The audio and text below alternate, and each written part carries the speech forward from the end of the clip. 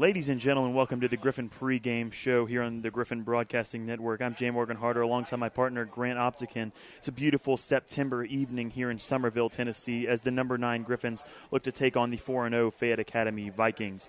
Grant, the Gryphons have a lot to live up to after last week, a 39-0 win over FACS. Yeah, last week was a big week in the rushing game. Chandler Loy had 15 carries for 165 yards and 4 touchdowns. And also Dylan Young had a good night, 4 attempts, 65 yards and 1 touchdown. The offense as a whole had 385 yards, which amount to about 7 yards a play, which is just a great offensive game for us. Our team defense only allowed 3 total yards for FACS, which is an unbelievable stat there, and that's on 32 plays. So we really forced a lot of 3-and-outs and made it difficult for FACS the entire night. Obviously, Grant, in a game like that, when you shut a team out, there's not a whole lot of negatives. But the Gryphons did struggle in one particular aspect of the game, and that was penalties.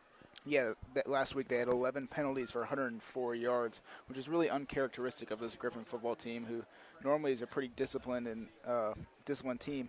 A little lack of discipline last week, lapse of concentration, but I expect them to be back to normal this week and keeping the penalties low. You said it, Grant. Very uncharacteristic. Haven't seen a whole lot of that this year, but last week was a huge blunder. This week, St. George's takes on Fayette Academy. The Vikings are undefeated, including 59-27 win over Bolivar, a 44-7 win over FACS, and a 42-14 win over Tipton. Grant, tell us a little more about that. Yeah, last week they went to SBC and won a close game, 28-27, and really it's a run-dominant team. They run the ball about 85% of the time. Their quarterback, Alex Smith, has only thrown the ball 18 times all year for 238 yards. But their rushing game is really highlighted by 3 main guys, Marcus Miller, Blake Douglas, and Sullivan Landry. Together they have run for 872 yards, which amounts to 275 yards a game, and together they've scored 14 touchdowns. So really that's the main part of their offense is the running game with those 3 guys. Grant, we saw a little bit of Fayette's game against FACS. What did you pick up on after watching that? You know, watching that film, they're defensively, Fayette likes to put 8 in the box. And what that means for us is Dean's going to see a lot of pressure, and he's going to have to stay under control if he wants to be successful tonight. Also, Grant, as far as St. George's goes, you talked about Dean a little bit. What are this week's keys to the game? You know, I talked about the pressure that Dean's going to see, and with Dean, it's really a matter of what Dean Brown we're going to see. Is it going to be the Dean Brown that stays calm and makes good throws throughout the entire game, or the Dean Brown that gets hurried and tries to force his throws and misses the mark? But defensively, really see a lot of the front 7 tonight with a run-dominant team that really plays into the advantages of St. George's, which is really a run-stop defense. And with the front 7, I expect a lot of blitz packages and a lot of pressure up front. You're right, Grant. That front 7 we've talked about a lot this year. A huge part of this team and a huge part of the season they've had so far. That's our pregame show for today. We're going to take a break. When we come back, we will have St. George's versus Fayette Academy action. For Grant Optikin, I'm Jay Morgan Harder. This has been the Gryphon pregame on the Gryphon Broadcasting Network.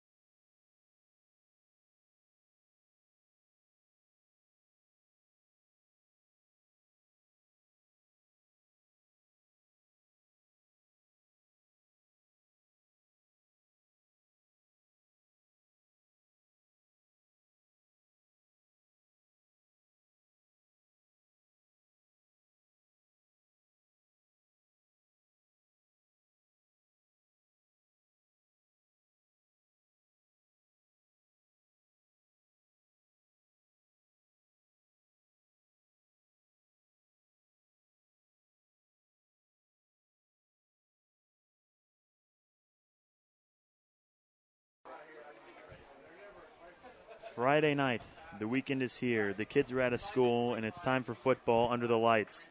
Tonight, our coverage brings us to Fayette County, Somerville, Tennessee, as we watch the number 9 Gryphons take on the Vikings from Fayette Academy.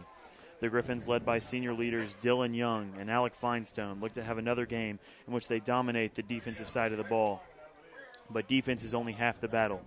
Senior back Chandler Lloyd looks to have his third 100-plus yard game of the season. The undefeated Vikings will be a tough test this week as they look to move to 5-0 on the season.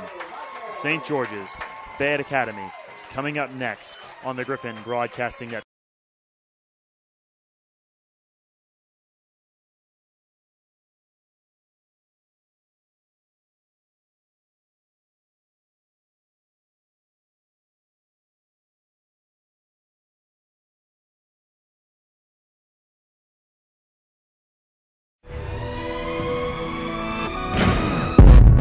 Waking up to ash and dust, I wipe my brow and I sweat my rust.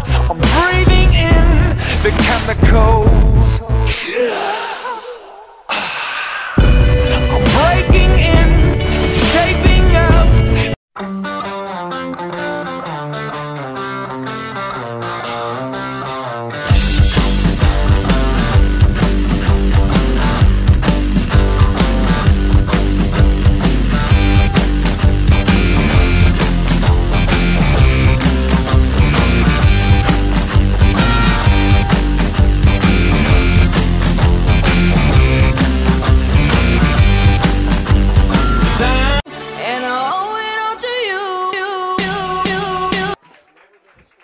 Ladies and gentlemen, welcome to Somerville, Tennessee for this game of Gryphons football on the Gryphon Broadcasting Network. Hello, I'm Jay Morgan Harder with my partner in crime, Grant Optican, as we watch the Gryphons take on Fayette Academy here in Somerville, Tennessee. Grant, how are you on this fine September evening?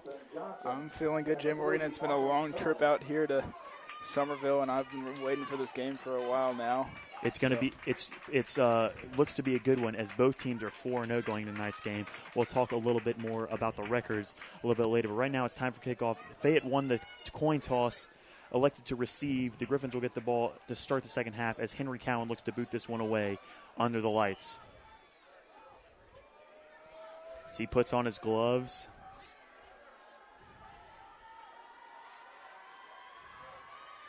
It's time for football here tonight. This one will be taking it at the 10-yard line. Fayette will take it up the middle. Ended up being brought down right there. That looks like number 28, Davis Selberg, in on the tackle. Great job right there as we look at the Gryphon defensive starters for tonight. And Grant, this defensive front seven we talked about earlier, they're a big part of this game. Yeah, with this Fayette team being mainly a run team, running the ball about 85% of the time, it's our front seven who's going to be there to stop the run. And I expect a lot of blitz packages out of this team tonight. You're absolutely right, Grant. Pay attention to two guys, Dylan Young and Alec Finestone, as they seem to be in on a lot of tackles. Right now, 1st and 10, Fayette Academy has it. This will be a run to the outside. This one taken by number 3, Marcus Miller. He's one of their main rushers. Tackled Matt Thompson and Henry Cowan on the tackle there, Grant. And you talked a little bit about Miller before the game. Yeah, I expect a lot of Miller out of tonight. He runs for about 100 yards a game, and he's scored 6 touchdowns on the season. He leads their team in carries, running yards, and touchdowns. So out of those 3 that we mentioned before the game, he's definitely the primary back. You're absolutely right. He got the first carry of the game, so I imagine he will get a lot of them. However, they're all threats there in the backfield, as you mentioned earlier. They're going to line up in an offset eye, one receiver out to the right, as the Gryphons will load it up a little bit here. This will be a fullback run right up the gut. End up being brought down by number 51 and 32, Clay Crenshaw. That run was number 35 right there, Grant. That's Sullivan Landry, another guy you talked about. Yeah, Landry had those 3 guys has actually run for the least amount of yards. He's touched the ball the least. He's only 22 carries for 200 yards. But out of those 3 guys, he is the biggest threat catching the ball. And even though they don't throw it a lot, he does have 4 catches for 118 yards this year. This will be 3rd and 7, 10:42 left to go here in this first quarter. 2 out wide for Fayette. This will be another run up the gut. That's going to be Landry. Stopped at the line, continued being pushed back. Great job right there by that St. George's defensive front, and that's what they're going to need to do all game if they want to be successful. Yeah, we talked about it. Our secondary, we don't expect them to get a whole lot of action. That's just how this Fayette offense is going to work tonight. They're going to try to pound the ball up the middle and run it off the edges with Marcus Landry. And our defensive line, our defensive front has just showed it right there on that possession that they can stuff the run up the middle and still get to the outside when they need to. Matt Thompson back to receive this one. And he's going to call for a fair catch as that one's going to bounce inside the 30 there, down at about the 29-yard line, and that's where the Gryphons are going to take over. See their first drive of offense today. Grant, you talked about Fayette defense. What do we expect to see from the Fayette defense today? Defensively, they've only given up 75 points on the entire season. That's about 18 points a game. And, the caliber of team they've played this year, I don't think really matches up to what we bring as a team at St. George's. But so far, they've been impressive. This first play is going to be a pass with Brown. He's looking to his right, can't find anybody. He's going to scramble, go up the middle. He breaks 1 and 2 and ends up being brought down after a gain of about 2 yards. Gets to about the 26-yard line there. And that's going to bring up 2nd and 9. So the first play of the game, Grant, we talked about Fayette maybe bunching the box a little bit. We didn't see it. We see St. George's go out wide. So maybe we'll see a different look from Fayette than we saw in that game film against FACS. 4 wide for St. George's here, trying to get Fayette to jump there. They got 3 to the right. Henry Cowan all alone to it. 3 to the left. Henry Cowan all alone to the right there. It's going to be a little screen pass out to Thompson. Good block there by number 22, Scott Millay. He's going to get out. Ends up being taken down off the... That one looked like number 13, Dustin Smith, and he got off that block from Parker Fawcett awful quickly there, Grant.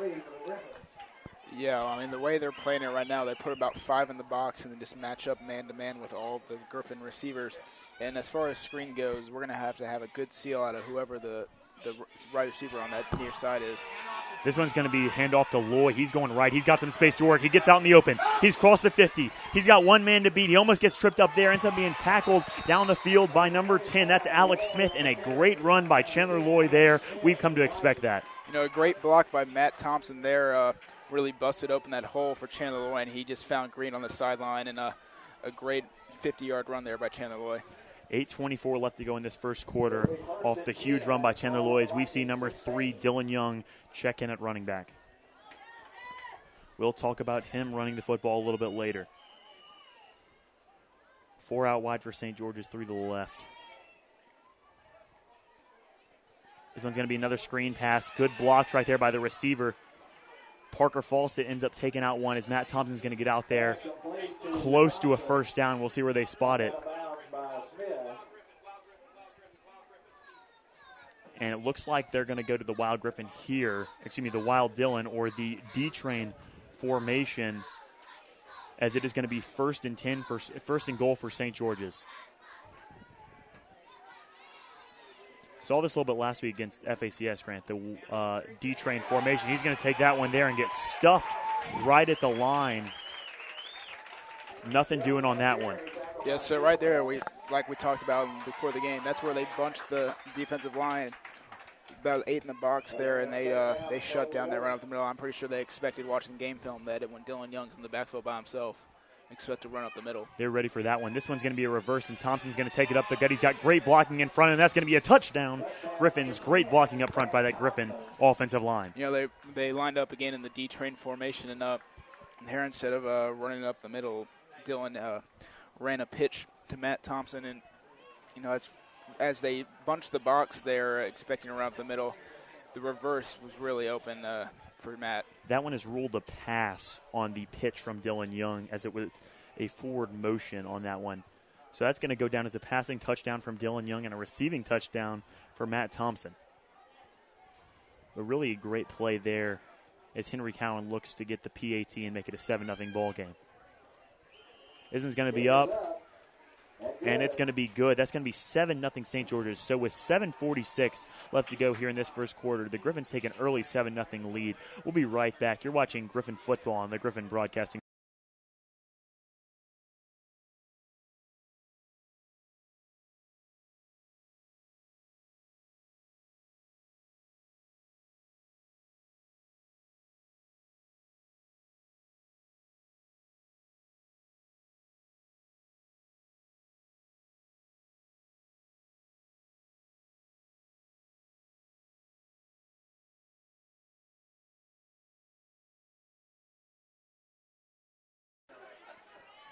Ladies and gentlemen, welcome back to Griffin Football on the Griffin Broadcasting Network. The Griffins just had a quick score there on their first drive off the big run by Chandler Loy, and then capped it off with the pitch, or what is ruled as a pass from Dylan Young to Matt Thompson. A great drive there for St. George's. You know, and it looks like offensively they're going to try to avoid receiving a lot of pressure from this Fayette defense and a lot of screens and quick passes. We haven't seen Dean go down the field much. The first play of the game, he dropped back, but he was dropped for a sack. So don't expect a lot of deep throws tonight from Dean Brown. You see St. George's going to spread it out, try and get rid of that 8 in the box. As Henry Cowan's going to kick this one off deep. And it's going to be fielded by Fayette at about the 10-yard line before he's going to be stopped at what looks like about the 27. Gang tackle there. Davis Selberg in on it, as well as number 30, Spencer Glass. So a couple of young guys in on that tackle as the Griffins come out on defense for the second time tonight. I apologize, the camera just went out. We're having a couple of technical difficulties here. We'll be back on in just a moment.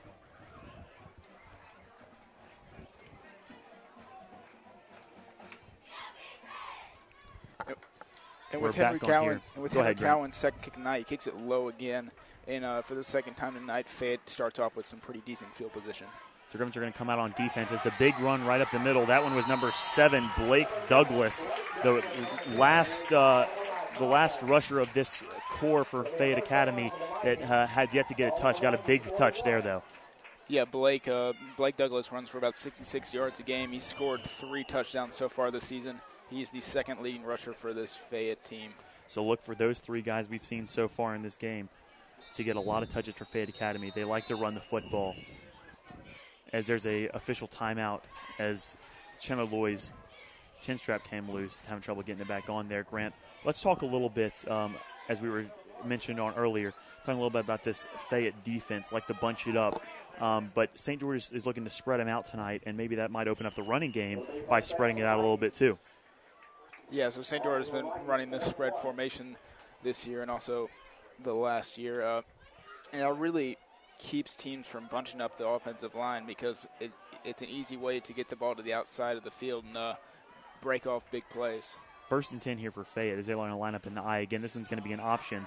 A pitch goes outside to Douglas, and he's going to be taken down in the backfield.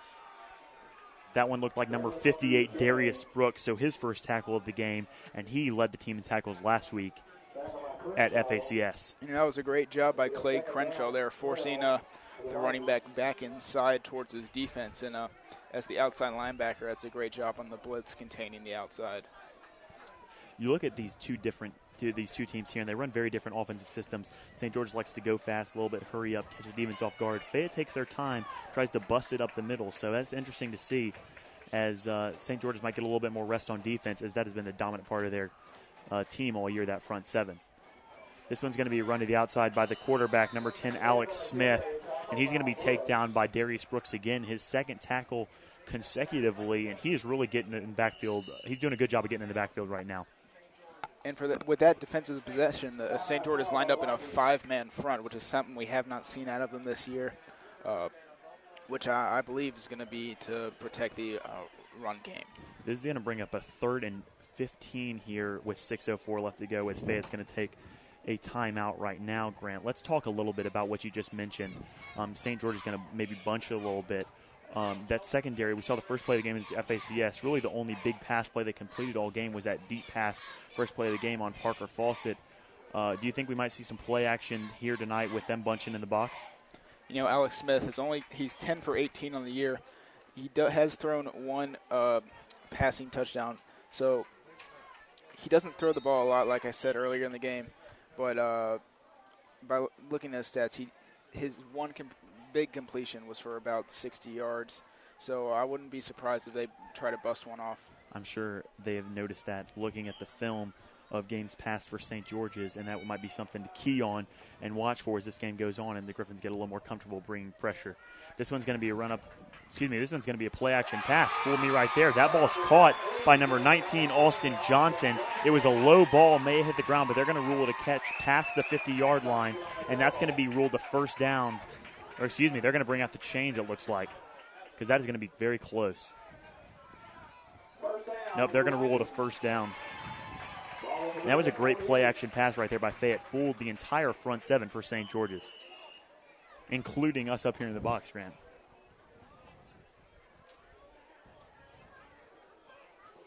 Fayette's going to come out here in another offset I formation with 2 out wide. And St. George's looks like they're going to bunch it a little bit again, as Matt Thompson's coming with the blitz this time, as the carry's going to go to number 7, Blake Douglas, and he's going to be dropped for a loss of about 1.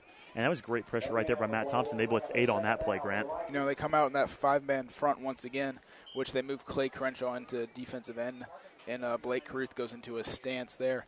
But, yeah, they blitzed about 8 guys to stop the run, and it was a great play call by the defense. Really trying to plug up all holes because, as you said, 18 passes on the season. Fayette does not pass the ball very often, so it's a really safe bet to bring pressure on the quarterback and the rushers. Same formation for Fayette again. This one's going to be a pass. That one's going to be out there wide to number 35. Caught, and he's complete. He breaks the tackle as he gets downfield, trying to break one more. As he runs over, looked like number 5, Troy Taylor, ended up being brought down by a gang of Gryphons as they get down the field there. And that was number 30. That one looked like number 35, Sullivan Landry there, Grant. Gets out there and broke a big tackle before getting out there for a huge gain and a first down. You know, he's their big fullback, and I mentioned it earlier that he is their leading receiver on this team with 4 catches and 118 yards coming into the night. And, catching into the flat there and really just powering his way down the field. So Fayette's going to be in the eye again, and this one's going to be a quarterback keeper. Alex Smith got that one, ended up being tackled in the backfield by the defensive pressure from St. George's. And those passes, Grant, we just talked about them a minute ago, as that's what hurt the Gryphons on that play a minute ago. But after that, the Gryphons were able to get good pressure in the backfield and get them for a short loss. So 2nd and goal here for FACS. Excuse me, Fayette Academy. I apologize. I formation here. It's going to be a run to number 3, ended up being tackled by Blake Caruth. Great pressure in the backfield. That's Marcus Mill on the care, and Blake Caruth got in the backfield for a big loss. What pressure right there by the defensive front by St. George's on that one, Grant? You know, here in the red zone, St. George's really hasn't had many defensive possessions in the red zone, and with an offensive team like Fayette who runs the ball a lot, it kind of plays into the advantage where they can blitz a lot of guys and still drop 2 or 3 into the backfield or into the secondary and still do well because of the limited space in the red zone. This one's going to be 3rd and goal here. They've dropped him outside the 10-yard line, though, so 11 yards to Pater for Fayette Academy. They're going to line up in the eye again. Would not be surprised to maybe see a little play action, maybe another rollout pass. This one's going to be number 3 on the carry again. Ended up being tripped up by what looked like number 51, Alec Finestone. So Marcus Miller got it up the middle there. They were not able to get it. Maybe maybe Fayette Academy will go for it here, Grant. And it looks like they're going to. 4 yards to the end zone, Grant. I would expect them to pound it, wouldn't you? Looks like they're actually going to bring out the field goal unit. And they're going to try to make this a 7-3 game. Wise decision there, as it's a long game. As Fayette Academy has shown in their games, they obviously can play some good defense. As this one's going to be no good. So shanked it on that one. The kicker right there looked like number 18, Britt Gamber. And he just missed that one. So St. George is going to take it deep in their own territory on their own 4-yard line. But they escaped that one there, Grant. That's surprising out of Gamber there. We saw him in pregame hit really accurate with about 52-yard field goals in pregame. And with field goal, that's just about an extra point from the 4. Surprising that he missed his mark there. And St. George is going to take this one at their own 20-yard line with 4 out wide. It's Brown with Loy in the backfield. He's going to go up the gut, end up being stuffed right there. His helmet came off. That was number 42, Jake Martin, on the tackle. Excellent pressure there by the Fayette defensive front. And both teams, on the defense side of the ball at least, seem to be bringing a lot of pressure in the backfield, trying to get to the quarterback or the rusher before they can get back to the line of scrimmage. It's going to be a 2nd and 11 here for St. George's. As Brown's going to drop back here, get over the middle. Thompson's open. He's caught that one. Breaks one from number 3, Marcus Miller, but ends up being tripped up there at about the 46-yard line before is where it's going to be marked. That's going to bring up 1st and 10. A good pass right there by Dean Brown over the middle. Yeah, and Clay Crenshaw's on the field now as the running back while Chandler White tries to fix his chin strap. Looks like he's having trouble with that. There was a official's timeout while we were on defense for Chandler because of that chin strap. Hopefully he can get it fixed soon. 4 out wide again, as this one's going to be another pass by Dean Brown. He's got Thompson open again. It overthrew him just a little bit. Thompson tried to bring it in with one hand, but it's going to bounce just over him, and that's going to be 2nd and 10. Yeah, the pressure got to Dean there. He tried to get the ball off as quickly as possible and kind of rushed it and missed his mark.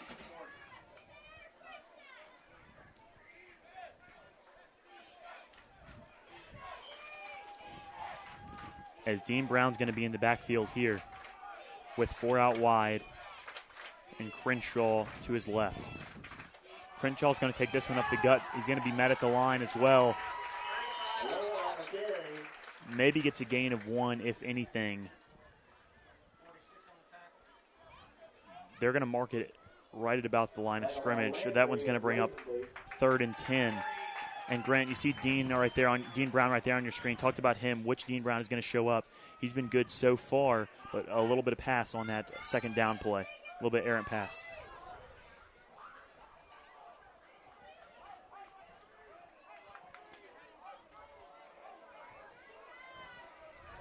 Four out wide again for Brown. He's going to look this one. Gets a lot of pressure in the backfield. He's going to break one, try and take off and run. Breaks a bunch of tackles. Going left and right, but I think they got him on the face mask. And the flag's going to come in there, and that's going to save the Gryphons right there as Dean Brown was brought down on his face mask trying to weasel out of danger. Yeah, Fayette saw the screen coming there, and Dean trying to make something out of nothing. And really bailing the Gryphons out, Fayette did with that face mask. That's going to be a 15-yard penalty, and St. George is going to take it with a 1st and 10, so really bailed him out there with 3:15 left to go in this first quarter. That's going to help the Gryphons out tremendously, as Fayette really got good pressure in the backfield on that one. So Dean's going to have 4 out wide again. Loy's still on the sidelines. He's going to drop back, look to his left. It's going to be a little dump off out to number 32, Clay Crenshaw. He's out in the open. Good late block right there by Henry Cowan. But I'm going to see a horse collar tackle, and the flag's going to come on as Henry Cowan did everything he could to keep him out, keep the tackler out of there. But a horse collar tackle is the only way he could bring him down, and they're going to be charged with a flag for it. You know, right there defensively, there's really so much you can do when Crenshaw has that much open space in front of him. You just got to try to get him down at any risk.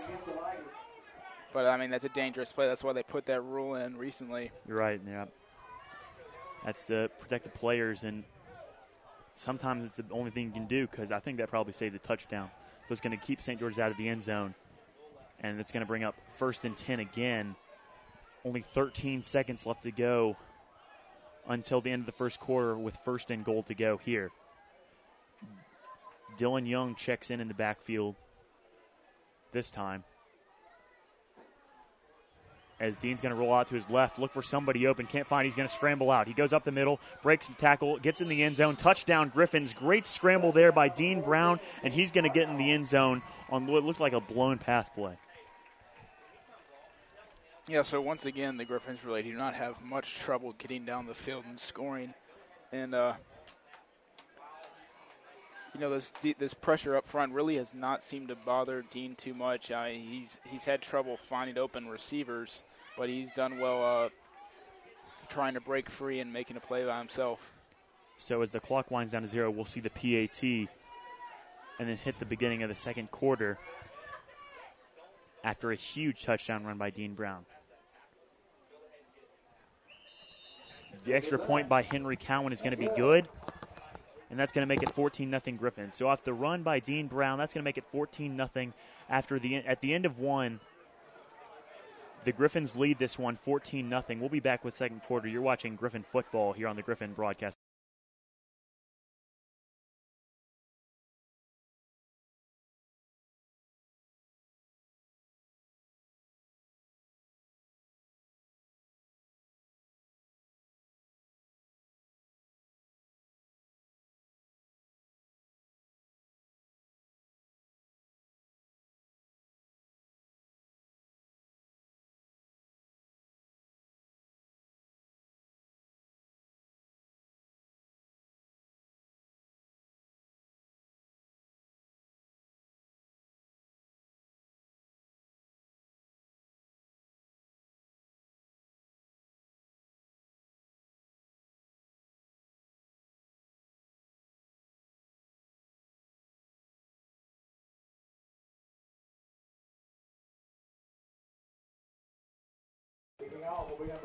Ladies and gentlemen, welcome back to the Gryphon Broadcasting Network. We're about to start the second quarter here as Henry Cowan gets set to kick off.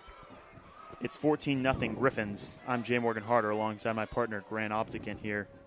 After a great first quarter for St. George's, we'll touch on that after the kick here.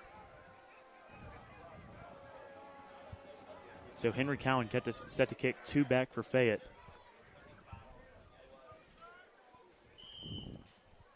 That looks like number 10, Alex Smith, and number 3, Marcus Miller. And Henry Cowan's going to kick this one away. And Fayette's going to take it at about the 6-yard line, get it out there. They get to about the 20-yard line, and that's where they're going to just short of the 20-yard line, about the 17, and that's where they're going to take over here this first drive of the second quarter. And Grant's great first quarter for St. George's. Really in all aspects, not just one or the other, but running and passing the football. They got lucky with that missed field goal after a big play by Fayette passing the ball to Sullivan Landry. But offensively, they've done a great job. Dean's done a great job finding open receivers. He's found Matt Thompson a couple times, and Chandler Lloyd's done a great job while he's been in. He went out mid-second quarter with that face mask issue. He didn't. It looks like he's back out there right now as the officials are going to take a timeout to correct something on the sideline over there. So Grant, defensively for St. George's, they let Fayette have a big little screen pass, little dump off to the fullback, number 35, Sullivan Landry. But other than that, they've really held Fayette, doing a good job holding Fayette to almost no yards. They're doing really kind of what we expect in the pregame, blitzing a lot. We've seen some cornerback blitzes out of Matt Thompson, and we've seen some five-man fronts with Clay Crenshaw playing a little defensive end. This one's going to be a handoff to number 3. That's Marcus Miller out to the right. He's going to end up being brought down by number 6, Henry Cowan, and number 25, Chandler Lloyd. Great tackle over there on the right side, but that's going to be about a 7-yard, 8-yard pickup for Fayette Academy. Their probably biggest run of the day.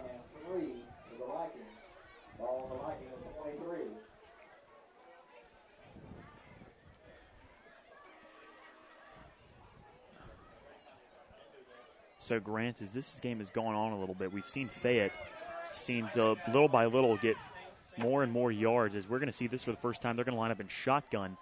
2 running backs, 1 to each side of the quarterback. This one's going to be a pitch outside, and it's going to be back there. The ball's going to pop free. Looks like Dylan Young might be on it. Might be a little struggle for the football. Nope, that's going to be Fayette Academy falling on it. That looks like number 42, Jake Martin, falling on it. First action we've seen from him all day is that pitch, which is just an errant pitch by the quarterback there, number 10, Alex Smith. And, Tim, when we see it once again, when teams start to move the ball against this Gryphon defense, they shoot themselves in the foot. Most of the time it's with penalties there with an errant pitch with a loss of about 10 yards on the play. It's hard to say something like that was caused by St. George's, although they did get good pressure. But it seems like it just almost like clockwork. The Gryphons do something to push the defense back, even if it's not with tremendous pressure. This is going to be Smith dropping back to pass, rolling out to his left. He's got number 19 downfield, dropped it. That was Alston Johnson wide open downfield. He would have had a touchdown if that was completed. And that is a tough play to watch if you're a Fayette Academy fan. You know, Alston Johnson's a special team. He's a special team specialist. He leads their team in kick returning yards with 122, and he didn't look it in there. He had almost a sure to score if he would have reeled that in, and that's going to bring up 4th down for Fayette. So really an unfortunate break there. 10-10 left to go in the second quarter. Thompson back to receive this one. That's going to be a snap over the head. It almost gets in the back of the end zone there, as that one's going to be try and kicked. St. George is going to fall in the end zone. Nope, they're going to call a safety. It looks like he stepped out. That's what they're going to call there. Yep, they are going to call a safety. It looks like he stepped in the back of the end zone there, so the touchdown's not going to be called. But St. George's will get a safety on the errant snap. And it's just – and they'll also get the ball there, Grant. So, while obviously they'd like a touchdown, maybe a little bit of a point in their favor with the safety there. Yeah, another great break for St. George's, and really without any pressure. Fayette shooting themselves in the foot once again this possession. Really 3 miscues there for Fayette. The fumble on the pitch, that drop pass, and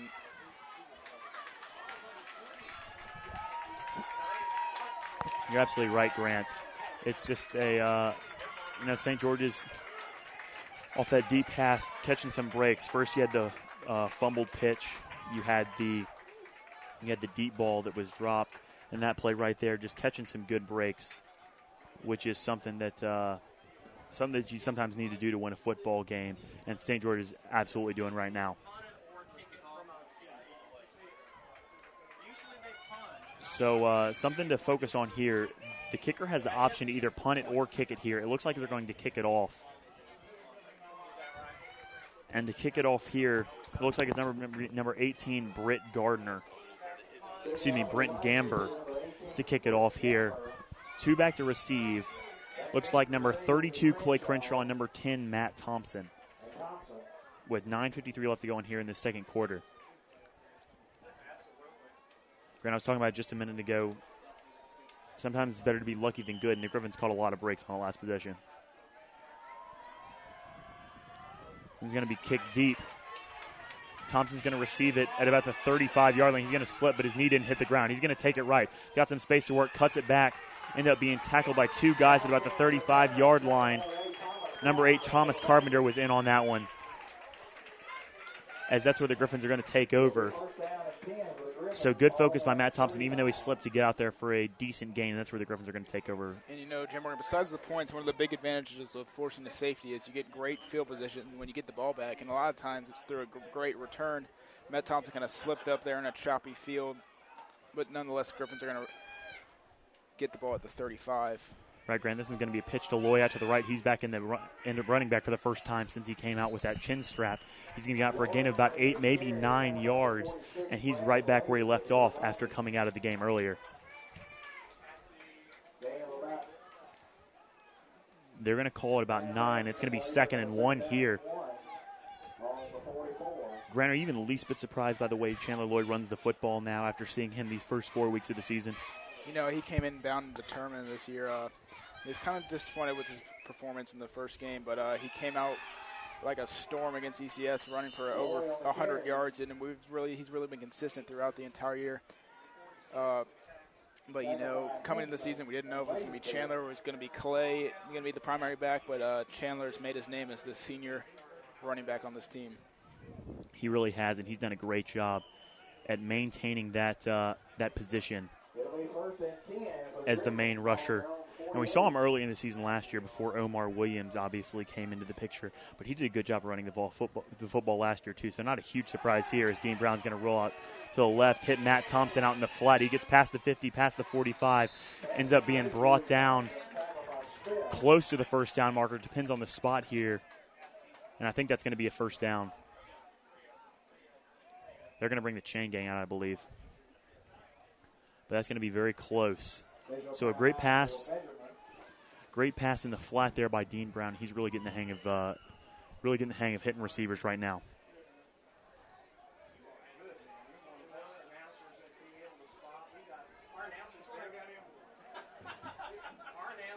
So we'll see where they put it. as here comes the chains. And it looked like he got it, Grant. He gave himself a generous spot, and I think the refs even gave him a generous spot as well. So we'll see what we see here. Yeah, he's got, oh no, he's going to be short. Oh, just short, you're right. And that's going to bring up 2nd and 1 here.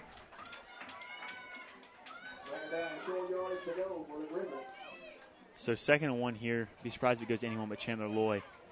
Really, honestly, Grant, I wouldn't really trust anybody else at the football at this point. 16-0. Just kind of work the clock a little bit going into halftime, get the ball to Chandler Loy, let him pound it. You know, 2nd and short's kind of a situation where you have the advantage of trying to ball deep because you always have 3rd down to pick up that 1 extra yard. So I wouldn't be surprised if they let Dean Brown try to throw the ball here. So we'll see with 4 out wide here on this 2nd and 1. And Dean's going to look to the sideline, maybe get a different play. I think they were kind of just surprised by the fact they only have 5 in the box. Dropping back 4 into coverage, 5 into coverage. So with 8:34 to go, we'll see what they do. There's no signals coming yet. I don't even know if they started play yet because the play clock's not even running. They maybe have not. Yeah, it looks like a little confusion over there on the sideline, so it does not look like they've started play.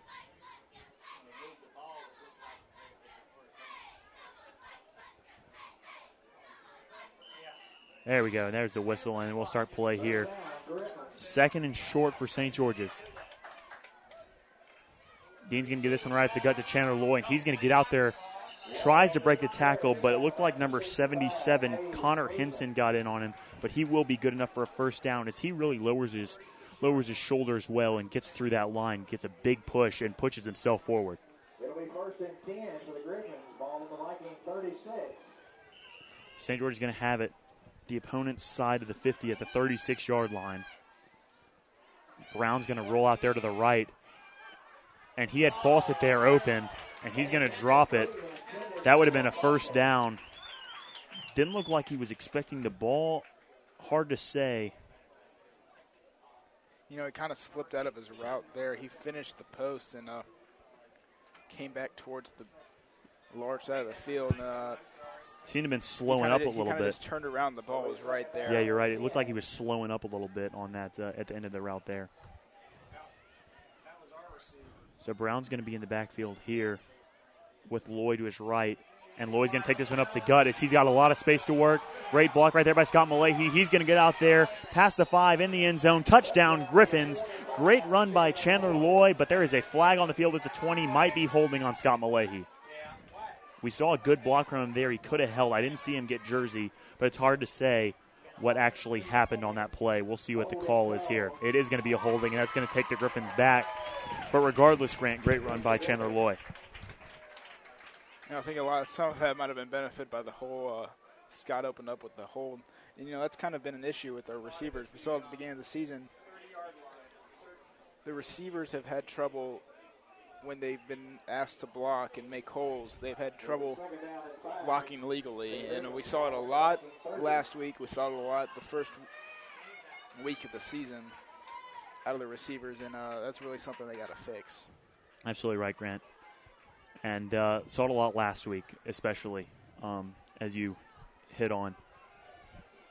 Saw a lot of holding downfield and blocking the backs as well. It's going to be pitch at Thompson to the right. Looks like it's going to be a halfback pass back to Brown. Brown's got it. He's inside the 20. He's going to try and juke back. He does. He makes the tackle there, ends up being brought down at about the 15. And that's going to be a 1st down for St. George's. A great little trick play drawn up by St. George's. We saw him run it once against ECS.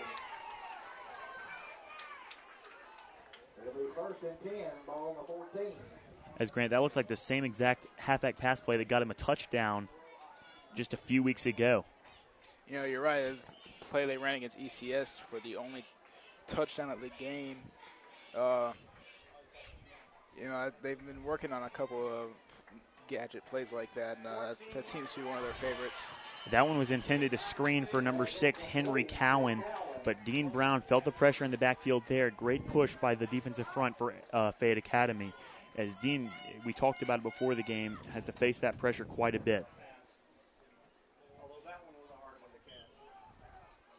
7:24 left to go until halftime. Gryphons lead this one 16-0. 2nd and 10 here for St. George's. As there's going to be a flag down. We'll see what they call here. Yep, that's going to be encroachment on the defense. That's going to be 5 yards for St. George's. They'll make it 2nd and 5 here. I was afraid for a second, Grant, that may have been on us, as we've seen a little bit of lack of discipline the past couple weeks.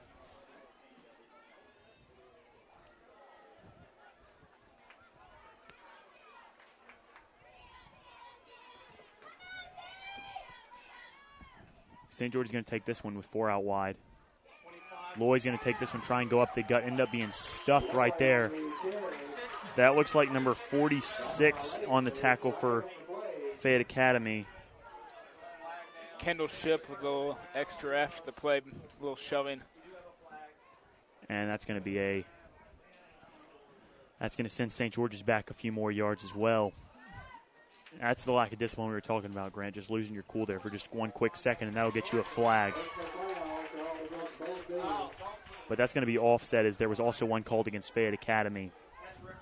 But no matter what, Grant, that's still a little bit of that that's lack of discipline that we've been talking about, and really can't have that going forward. Thompson and Grisham in the slots for St. George's here, as Thompson's going to go in motion to the right. This one's going to be a screen pass out there to Chandler Lloyd. Overthrew him just a little bit. Flag's going to be down. Looked like roughing the passer as they hit him high, deep in the backfield. And St. George is facing that pressure right now, but that one bailed him out.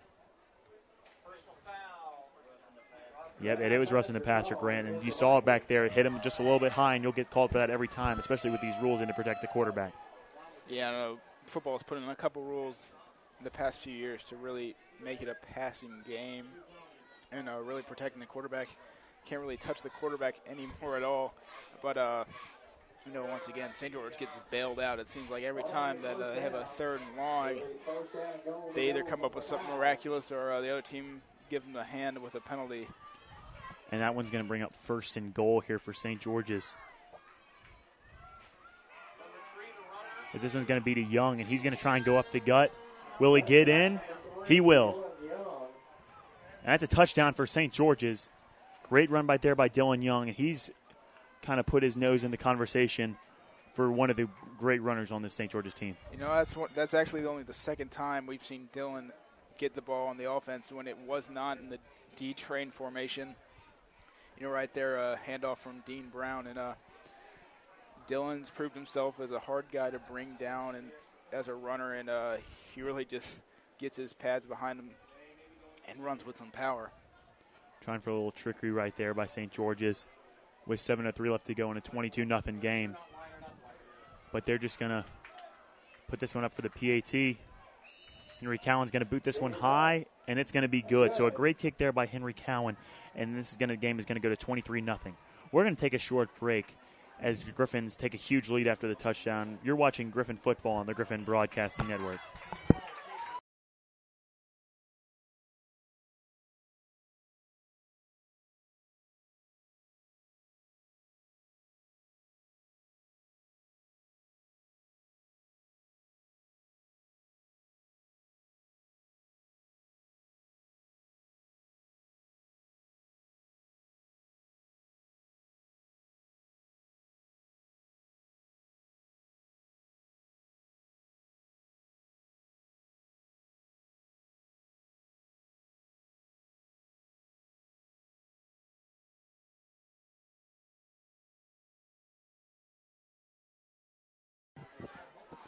Ladies and gentlemen, welcome back to the Griffin Broadcasting Network. 23-0. The Griffins lead this one with 7:03 left to go in the 2nd quarter. And Grant, we've certainly seen an excellent game on offense for St. George's. A couple defensive struggles, a couple bailouts that last defensive possession. What do you look for this next defensive possession for St. George's? Maybe a little more pressure, or maybe dialing it back a little bit, trying to defend the play-action pass? Going in this half, I think they're going to really defend against the big play. a field goal really isn't going to affect anything. They're just going to try to keep Fayette from pulling off a big play.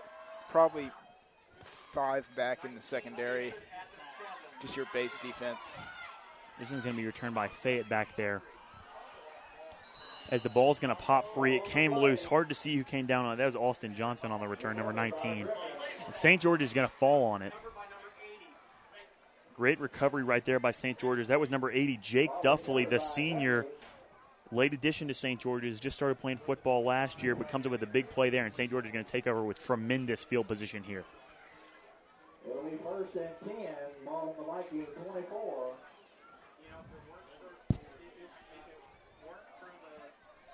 So, Grant, with 6:54 to go, I'd be surprised if they do anything but just kind of pound it on the ground a little bit. Yeah, I would be surprised if we saw anything but Chandler Lloyd this entire possession. Try and work the clock a little bit. And this one's going to be a pass to start out early, looking for number 34, Austin Grisham, over the middle. Threw it a little bit behind him and just threw the grasp. That's going to bring up 2nd and 10. And there's a lot of big guys on the defensive line for Fayette, and it's kind of tough for Dean to see over him. And when he sees a lot of guys coming at him, he wants to get the ball off quick, and that's kind of what he did there, forcing a pass and inaccurate to Austin Grisham there. Understandable seeing that pressure from Fayette coming at you as they've been getting great push up there. As this is going to be a low snap, Dean's going to have to scramble out of danger. He's going to get out there for a gain of about 5, maybe 6 yards as he's able to get out of the danger in the backfield there. So great presence by Dean Brown to able to get a gain out of almost a disastrous play.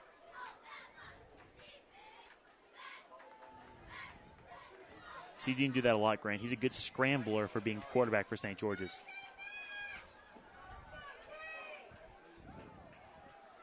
Far out wide again. As Brown's back there, he's going to throw a screen pass out there to number 10, Matt Thompson. Great block by Davis Selberg. He's going to get inside the 10 and going to be in. I thought was a touchdown, but I don't see a. They're going to call him down on the 3. They're going to call him down at the 3-yard line. But that was close there, Grant. But a great screen pass and an excellent block right there by Davis Selberg, putting a guy on his back. That's really the first time we've seen a legal block out of that screenplay with the crackback, and Davis did a great job there on the block, freeing up Matt Thompson. As this one's going to be 1st and goal again for St. George's. Thompson's going to take this one up the gut. He's going to be close. He's going to get in. Touchdown, Gryphons. And they are running all over this Fayette Academy team at this point, Grant. They took advantage of another Fayette miscue with the fumble on the kickoff, and didn't take him long to score. Did not take him long at all, Grant. You're absolutely right. 29-0 at this point. Only about a minute came off the clock there. It's now 6:24 left in the half. And Henry Cowan's going to try and put this one through to make it a 30-0 game.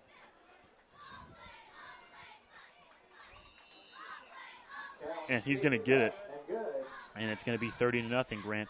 And with 6:24 left to go, the Gryphons have a chance for one more offensive possession, definitely, possibly even 2, the way they're playing defense right now, which would be extremely good to maybe put Fayette in a tough position coming into this second half, a big hole to climb out of. We mentioned this in the last kickoff. We were expecting them to go on defense, really what we expect of the defense going into this half. And I'll say it again. I expect some deeper coverages. You're pretty much your base 3-4 out of this St. George's defense. Just really trying to prevent the big plays up 30-0. You're right. They don't want to give any big plays that might give Fayette a little more momentum, especially in a game like this. That's the only thing that's going to affect them in a disappointing way.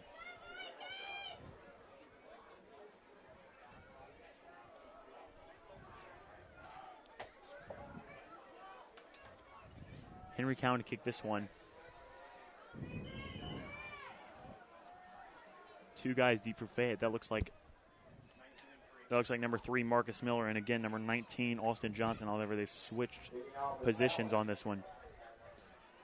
They're going to give it to Johnson again. He was the one that fumbled on that last return. He's going to take it here. He's going to scramble out of one missed tackle, end up being brought down what looked like by his own player.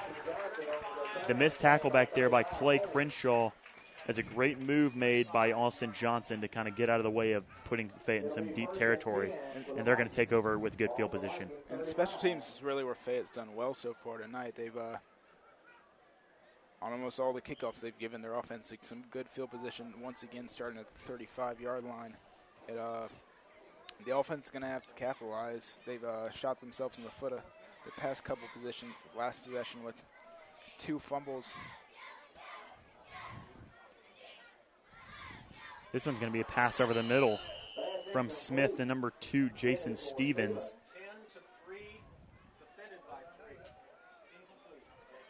Great defense right there by St. George's.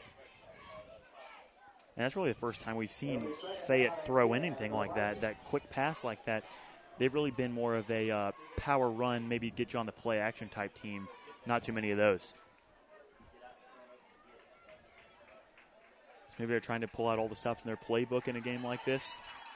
Yeah, I mean, last possession we saw a deep pass to Austin Johnson, which was going to be a touchdown if he would have just rode in the pass.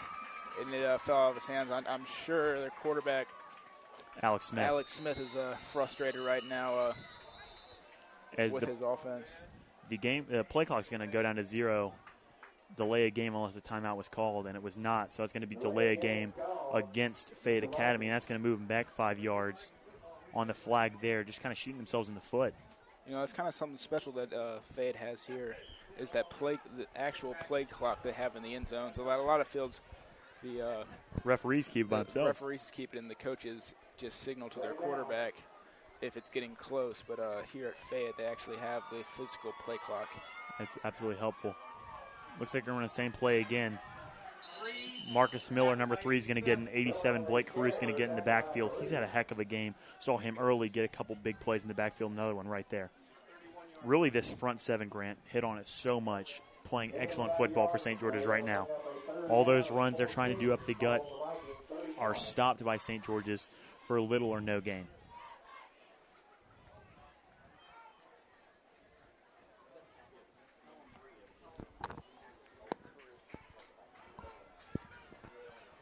So St. George is going to have this 3rd and 14 here to defend.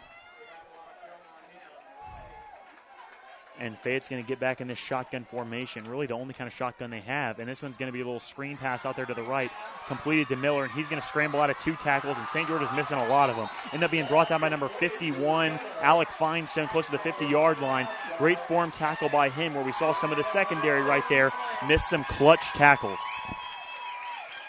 There's a screen there. We haven't seen a whole lot of that out of this Fayette offense. And it looks like they're actually going to call it back. So a huge momentum turn. Fayette was starting to get fired up after that play. There is some laundry on the field over there to the left. Interesting to see what it is. And it's going to be a false start. That was the receiver out there for Fayette Academy. And that is going to kill him.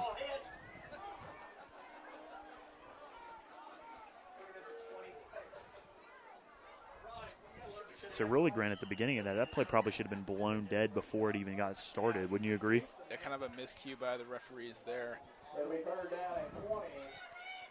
So regardless of what the play turned out to be, some missed tackles in the secondary ended up being bailed out by number 51, Alec Feinstone. Now Fayette's going to line up in the I here. And they're going to run play action, go over the middle. That's number 19 open in the middle of the field, Austin Johnson. Henry Cowan tried to make a jump on the football, ended up missing it. Matt Thompson ends up coming up with the tackle there. And that play over the middle, you kind of saw, that's the only guy you saw Alex Smith look for in the play action like that. It's just kind of that look down the field and you see your guy, you hit him. And Austin Johnson redeems himself there with the big catch. He really seems to be the deep threat when they do pass. You saw it there. Secondary making a big tackle downfield to prevent that touchdown. That one's going to be number 10, Matt Thompson, on the tackle. Second consecutive time he's been on the tackle as Marcus Miller's taking it. And Darius Brooks is down maybe with a small cramp. He gets up and walks off under his own power, so not too much concern right there, as Miller will also come off the field.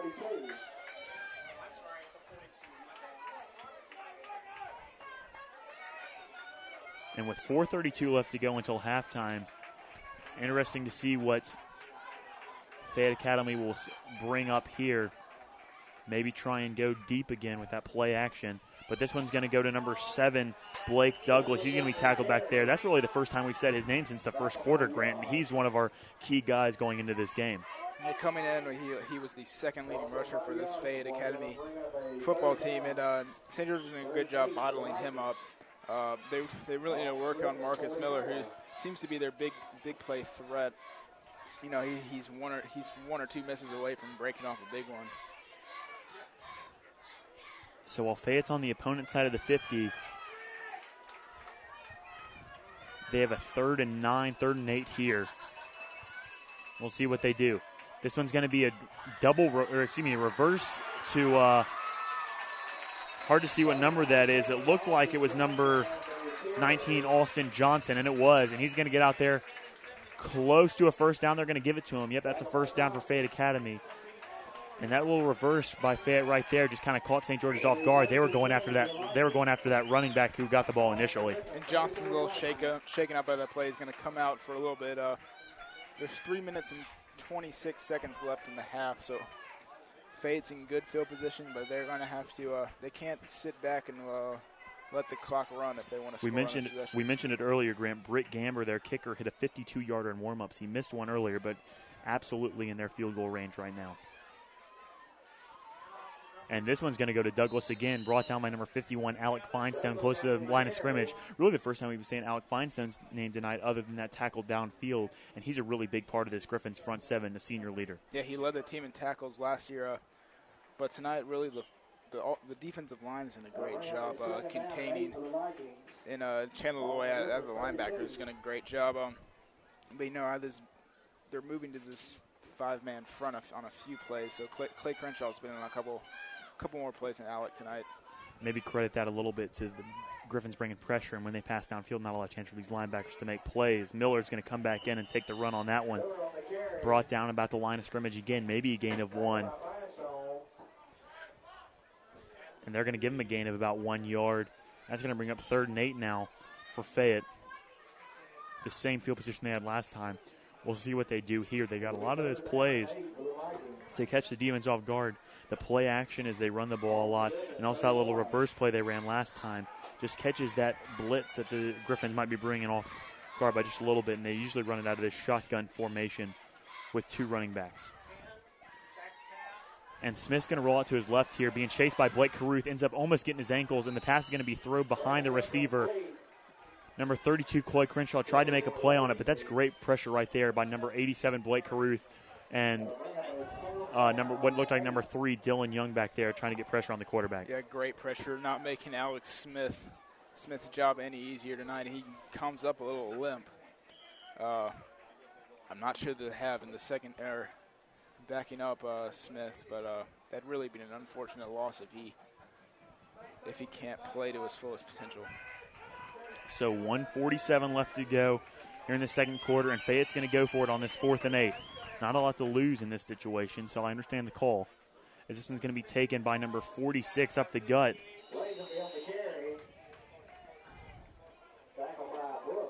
That's Razorby on that carry, and Darius Brooks with the tackle there. Said his name a lot tonight. He's a junior. He's going to be part of the St. George's team next year as the offense is going to come onto the field as they stop Fayette on a big play right there, and they're trying to take over with 1:40 left to go. Interesting to see. I'm assuming they'll run out the clock. What do you think, Grant? Yeah, so Fayette, unfortunately, turns the ball over. They had a promising drive going, but St. George is up 30-0. He's probably just going to hand the ball off a couple times. If they break one off, great. But it looks like it's going to be a encroachment call. Yeah, encroachment call. That was Jesse Cash on the encroachment right there. But 1:40 left to go. I was saying, if they break one off, great, but I think they're going to be perfectly content going into the half with a 30-0 lead. I agree, and potentially after the big week last week against FACS, shutting them out, the defense, who's been the backbone of this Griffin team, is hoping to try and maybe do that again. Yeah, but it's a much more difficult feat to shut out this Fayette Academy Which will make it that much more impressive. It's a deep pass right there by Matt Thompson to Parker Fawcett as he's going to go over Fawcett's back, make the interception. That was number 10, the quarterback, Alex Smith, and a great defensive play by him right there. as Fawcett was in position, had the inside position, but an athletic play by Smith to come over and make the interception. Got to tip your cap to Smith on that play. Maybe shouldn't have gone to him from deep ground there. You know, Parker was in double coverage there. It was a tight window. And Dean just underthrew him by a little bit. That's really the first offensive blunder from St. George's we've seen all day, as they're trying to go deep on that ball. And we haven't seen too many interceptions thrown by Dean Brown this season. When he does throw, he seems to make some pretty wise decisions. Keep it out of the hands of the defense, even if he doesn't hit his receiver. And this one's going to be Smith out to pass that time. Ooh. And that ball was overthrown to number 3, Marcus Miller. And if Clay Crenshaw hadn't been going for the hit there, he possibly could have had the interception if he just would have looked at the football. Trying to go for the big hit there, Grant. That's what these linebackers do. We saw it earlier. I believe it was in the ECS game, a ball thrown over the middle. Alex Feinstein going for a hit. Ball came right in front of him. He could have had the interception. So focused on breaking up the pass, he wasn't able to get it. And sometimes that'll work in your favor, but right there, that seemed to go against, kind of work against the Gryphons right there. 1:28 left to go until halftime. This one's going to be a little dump-off pass. That one's complete to number 19, Austin Johnson. And he's going to get out there for a gain of about 3. Tackled by number 51, Alec Feinstone, and number 34, Austin Grisham. And we said it just a minute ago, Grant, haven't said Alec Feinstone's name a whole lot tonight, but it seems like he's in on the last few tackles for St. George's. Yeah, he's starting to turn it up late in this first half. Starting to get in some tackles. And I think that's just a credit to actually really Fayette breaking this defensive line up, who's done a great job all game.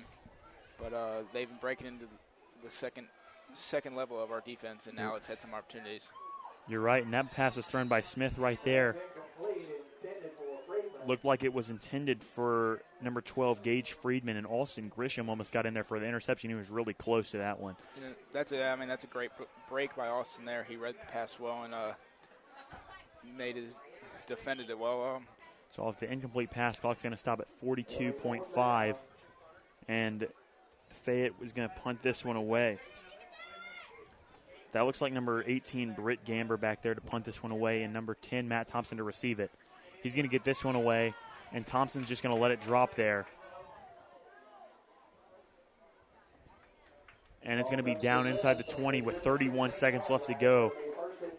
So I'd be surprised if St. George's does anything but kneel this one down. Grant, just send this one to halftime with a 30-0 lead. Got to be happy with that. You know, I'm going to agree with you on that one. Up 30-0. You don't really want to try anything. If they throw it deep, you have a risk for what happened actually last possession with an interception. And that'll give Fayette a little more momentum than we want. You're right, Grant. But overall, a great half so far for St. George's. And we're going to talk about it a little bit at the Griffin halftime show here.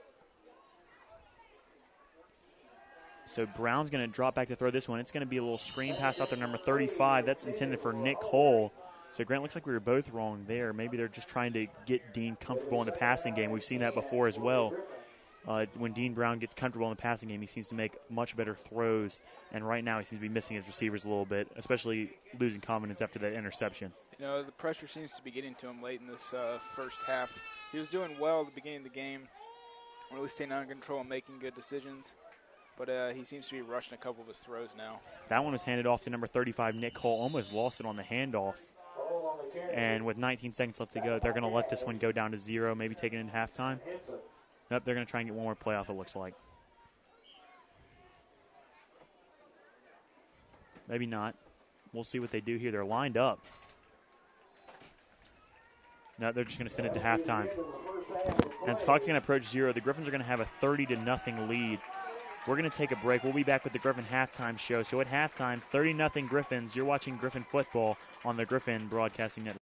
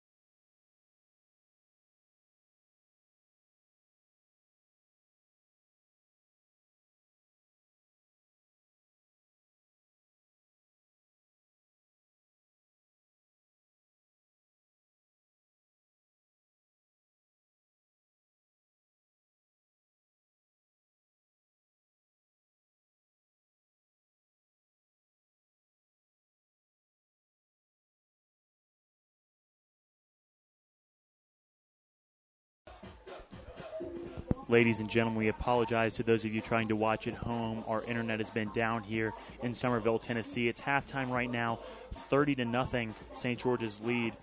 We'll be right back in just a moment with the halftime show, the Gryphon halftime show with Grant Optican and J. Morgan Harder. You're watching the Gryphon Broadcasting Network. Stay tuned.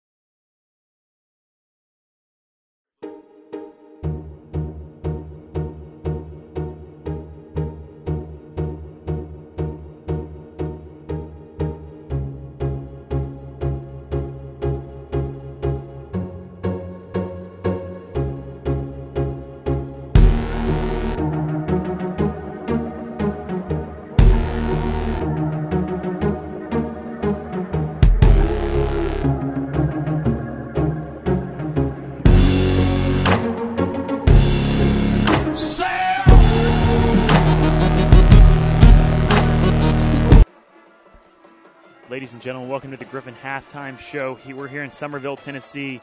St. George's leads Fayette Academy 30-0 at halftime, as you see the Fayette marching band on the field right now. And Grant, let's talk a little bit about this first half for St. George's. A great first half offensively as a team. Yeah, it's another half dominated by Chandler Loy, who has 5 carries for 71 yards. And also in the rushing game, Dylan Young and Dean Brown have rushing touchdowns. And as a team, they've run for 91 team yards. So light for what we've been used to so far this year, but this is a much better defense that we're facing tonight. Certainly reassuring. We saw St. George's play FACS last week, shut them out in that game, and really had a good game offensively and really defensively for that matter, but in particular offensively. But seeing this game, Fayette's obviously a much better football team as they beat FACS soundly. Trying to find the score here, it was a 44-7 win over FACS. So obviously they are a much better team than what they faced last week, and St. George's seems to be showing no signs of slowing up. As far as the defensive side of the ball goes, Grant, what do we have for them in the first half? Yeah, defensively, we've only allowed 61 yards total. Matt Thompson leads the team in tackles with 6, and second is Alec Feinstone, who came in late to the tackle game with he ended up with 4 that half, and really a great half defensively. There's really 2 lapses. There was one big pass to Sullivan Landry, and then also a big pass to Austin Johnson. Grant, you're right. And one person you really can't forget on the defense side of the ball, you didn't mention him yet, but we talked about him a lot in this game, and that's Darius Brooks up front for St. George's. He's a junior, the youngest member of that St. George's defensive line, but he's doing a really good job getting into the backfield and creating some havoc behind the line of scrimmage. Yeah, he has done a great job. He was making Alex Smith's night really difficult and really plugging up holes. Well, as Fayette's really primarily on offense, they like to pound the ball up the middle and then try to attack the outsides with Marcus Miller. And Darius has done a great job keeping him from pounding the ball in the middle. Grant, looking forward to the second half. We talked about Fayette earlier, and we talked about Fayette and what they like to do offensively. They have been pounding the ball up the middle, but what we've seen really hurt St. George is when they do those play-action passes or some of those trick reverse plays, and that's really what's getting St. George's right now. What do you expect? Do you expect them to continue to bring that pressure or maybe play it a little bit safer, especially up 30-0, trying to shut out one of the better teams that they'll play all year? Yeah, so, St. George's has really done defensively. They've gone off with their first look. So what I mean by that is they've seen run and they are going to attack the run, which is, smart because Fayette runs the ball 85% of the time. But this half they're willing to stay at home because if Fayette wants to get back in this game, they're going to have to break off some big plays, and what they're going to try to do that in play action, pass, and reverse. So stay home, keep on your assignments, and really keep this Fayette offense under control. One thing that's a little bit surprising is that we talked about before the game, in the FACS game, the Fayette FACS game, Fayette packed up 8 in the box and really created some pressure in the backfield. But really the only time we've seen Fayette do that in this game is when they were in that D-train formation in the red zone. Yeah, so against our St. George's spread offense, Fayette has not been able to bunch the box with 8 guys like they did against FACS. And what they've been doing mostly tonight is a 5-man in the box with the rest out defending the 4 St. George's receivers. And what that does for St. George's is allow them to run the ball with Chandler Lloyd more efficiently, and also with screen passes to Matt Thompson. Those are something that we're going to see a lot of coming in the second half as really the weakness of their defense right now. Grant, I'd almost say we've seen St. George's bring pressure with 8 guys more than FACS has. You talked about a little bit with that 5-man front and then bringing a safety in there. Yeah, so a few times we saw that Clay Crenshaw moved into a defensive end position, and we had 2 linebackers, which is actually more of a pro-style defense that is kind of new to the NFL nowadays. But what that allows the defense to do is stop the run, stop guys like Sullivan Landry, who is a big body and wants to pound it up the middle, and allows them to control the edges more efficiently because they got more guys right there to defend against sweeps and reverses. But what that does leave is more weakness in the middle of the field. And we're doing that because we know Fayette doesn't like to pass. And if we can get enough pressure on Alex Smith, it's going to make it really difficult for him to find his open receivers and create big plays. And Grant, the final thing we talked about in our pregame show tonight, as well as in the first half, was the fact that those lapses of concentration the defense have had, the Gryphons have had as a team, and those are penalties. And really, there's only been 2 tonight. There was the one holding call called against Scott Malahy, calling back the touchdown. And also there was one more which offset with another Fayette penalty, and that's when Kendall Shipp and one of the Fayette defensive players got into it a little bit. So really doing a good job of keeping their composure and not doing as many, not getting as many silly penalties. Yeah, we talked about it before the game. Last week against FSCS, St. George's had 11 penalties, which is really uncharacteristic. And they've really shown their true selves tonight. Only 2 penalties in this first half, and that one against Kendall Ship, that's really not necessary. Really is to keep under control up 30-0. There's really no need for some pushing and shoving. But that hold against Scott Millay, he's really been troublesome for our receivers all year. They've had trouble on those on screens and reverses, legally blocking, and I know that's a point of concern going in later into the season. And with that being said, this has been the Gryphon Halftime Show. We're going to take a break, and when we come back, we'll have second half coverage of Fayette and St. George's. You're watching the Gryphon Broadcasting Network. The Gryphons lead the Vikings 30-0 here in Somerville. Stay tuned.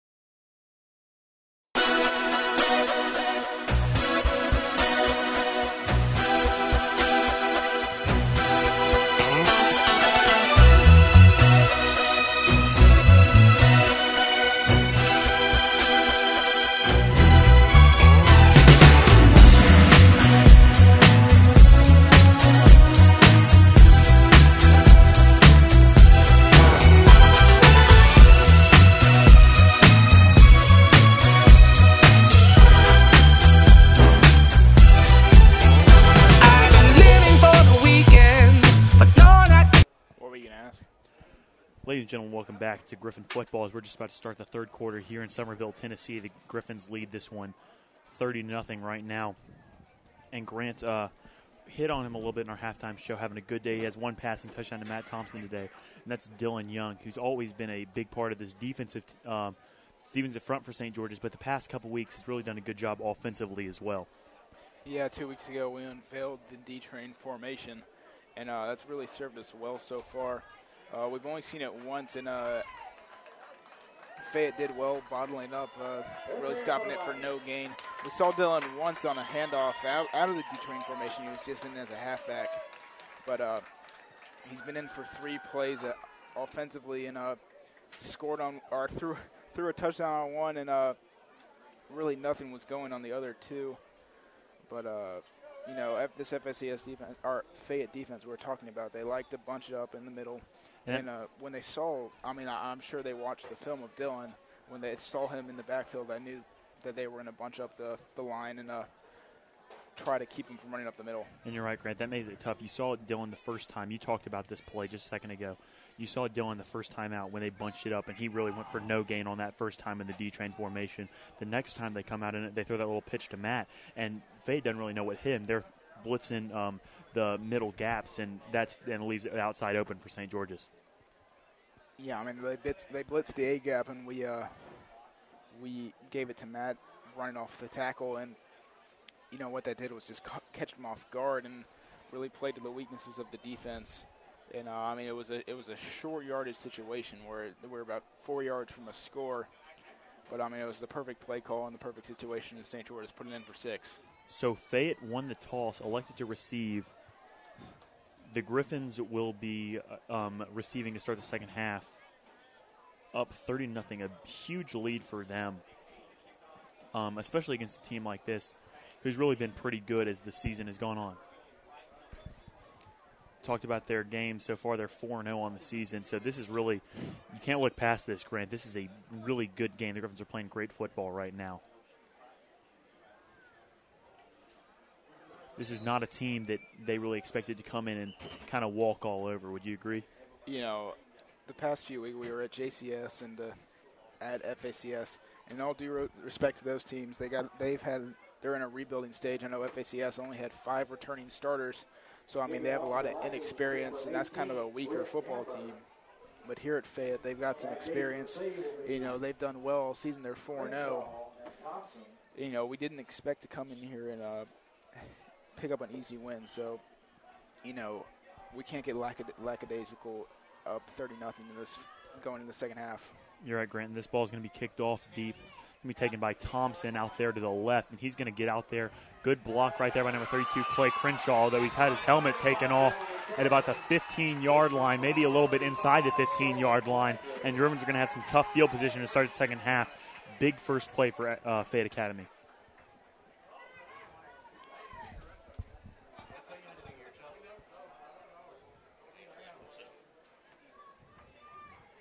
So 1st and 10 for St. George's here off the great special teams play by Fayette Academy.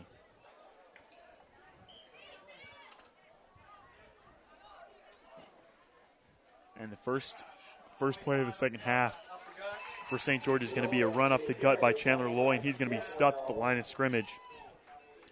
As Fayette really has come out on this first play, on the first 2 plays really, with good pressure and really plugged up the gap, any gap that Chandler Loy had right there, even when he lowers his shoulder. They're starting to bring more pressure. Later in the first half they did, and really starting off the second half. And, they're going to try to stop our run game completely and force Dean Brown to try to pass the ball. Dean scrambling out there, scrambles out to the right. He's got some space to work as he's going to get out there and try and he's definitely going to get a first down. I wonder if they'll call a flag, though. They will not, as a couple plays close there could have been maybe a borderline block in the back, but Dean Brown, regardless, ends up with a huge run, gets a big first down. And we talked about it earlier, Grant. That's when he does a really good job of scrambling out of pressure. Yeah, he has great presence in the pocket. He knows when the pocket's collapsing, and he knows when he needs to bail out. And he showed it there. This one's going to be a little dump off out there to Matt Thompson on the left side. He's going to get out there for a first down. So two big plays in a row for St. George's. And something we haven't said a whole lot this season, Grant. Chandler Lloyd's not involved in either of them. So Dean Brown really becoming one with himself in the pocket back there. It'll be 1st and 10 for the Gryphons. Ball on their own 49. And we can say that, Grant, because we've talked a lot about Dean getting comfortable back there, and he certainly looks like it right now. As Brown's going to get this one. It's a low snap. He looks to his right out there for Thompson. Escapes some pressure in the backfield. Third tackle ends up bringing him down, and he's going to be dropped for a loss of about 9. Bring up 2nd and 19, and he tried to little scramble out of danger there, but that was a really low snap. Tough for him to do anything on that one. You know, that's the 3rd time we've seen Darius Brooks with that poor low snap, and that's the first time Dean's really been bottled up. And you talked about that, Grant. Darius Brooks with a couple of low snaps. First for him, too, as well. He's done a good job of, after some, he saw some struggles last year with snapping the football, but so far this season, Darius done an excellent job. A few blunders this game, though. Brown's in the backfield, another low snap, and Brown's going to give a screen pass out there. This one goes to Crenshaw. Crenshaw's going to get out there past the original line of scrimmage, be brought down. It looks like about the 40 at the Fayette 46-yard line, and that's where they're going to mark it. And this is going to bring up a 3rd and about 6 for St. George's. So a great screen pass there. And we'll see what happens after that play.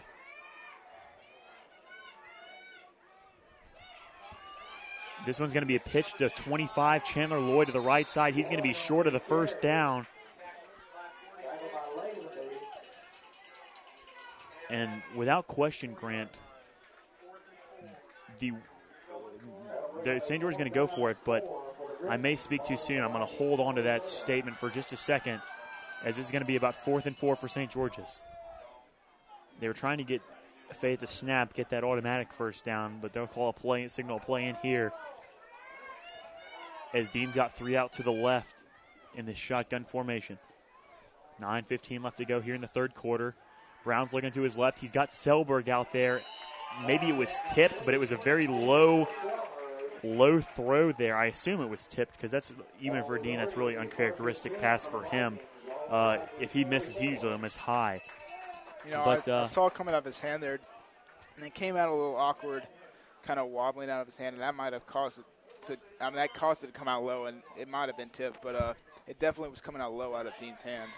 And Grant, one thing to talk about there, I was about to say this a second ago before they went for it, without question, the worst offensive drive we've seen from St. George's all day. Yeah, that was sloppy right there. Fayette's going to come out in their shotgun formation. This one's going to be a handoff to Miller to the left side. Miller's going to be taken down right there by number 51, Alec Finestone. And on another tackle here, and a great job by Alec Finestone there, Grant. Add one more to his halftime total, and that'll give him 5 for the day. And he's having a good game, really surging at the end of that second half and really surging at the end of that first half and continuing it on to this half. Shotgun again as Austin Grisham's going to come with some safety pressure right there, and it looked like he and Shea Adelaide were in on that tackle right there together. And really good pressure by Austin Grisham there. An excellent play call by the St. George's coaching staff, blitzing the safety on that one. You saw, Grant, they've run a lot of off tackle out of that shotgun Fayette has. So maybe that's why they brought some pressure to the outside. What do you think? We've only really seen Marcus Miller off tackle. We've seen the other two, Sullivan Landry and Blake Douglas running up the middle. But Miller's really their most athletic back and really the best chance of breaking one outside. And Miller's going to try and take that one right, and that's going to be a loss of about 3 yards. No, they're only going to get a loss of about 1, and that's going to bring up 4th and 11 here.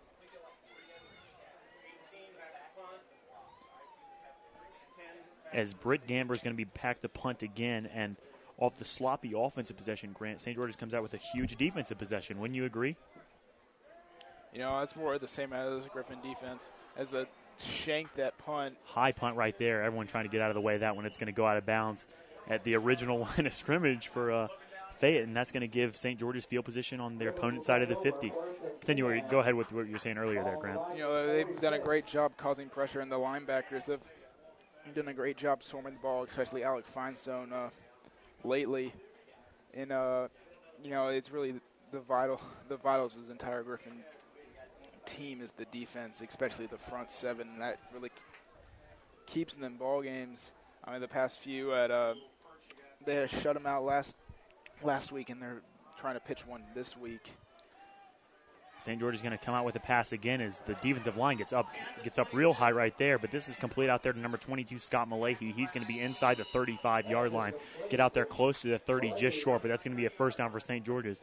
And the pass right now is really the go-to play for St. George's, as Chandler Loy had trouble getting out in any open space early in this second half. Yeah, Fayette's been really trying to clog the holes for Chandler Loy, and St. George is responding to that by giving the Dean a lot more chances in the passing game. As this pass is complete out there to number 34, Austin Grisham, it was a short curl route, and he's able to fight for a couple of yards, shaking off that tackle, and they're going to give him about 2, maybe 3 yards. It's going to bring up 2nd and 7. So real good job using his strength right there, and that's Austin Grisham, the senior wide receiver, and also he plays safety. So 4 out wide for St. George's here. As Brown's looking to his left, it's a slant over the middle to Thompson. Overthrew him just a little bit. That was a dangerous pass. Grant had to put that ball right there, otherwise it may have been intercepted. So really can't fault Dean too much on that one. It was kind of a timed route where Matt Thompson was coming off that quick cut, and Dean was just going to hit him. But, there was a tight window, and Dean threw it where it needed to be to keep it away from the defense, but Matt just wasn't there. Dean Brown's going to drop back again, roll out to his left, and turn around and throw it back to Thompson. And it looked like number 65, Kendall Shipp, just missed the block he was maybe supposed to make right there, and Matt Thompson was murdered on that short dump-off pass. He doesn't seem to be shaken up at all, though. So as the kick team comes on with Henry Cowan. It's going to be a deep one, Grant. He's going to kick it from about the 35-yard line, so about a 45-yard, about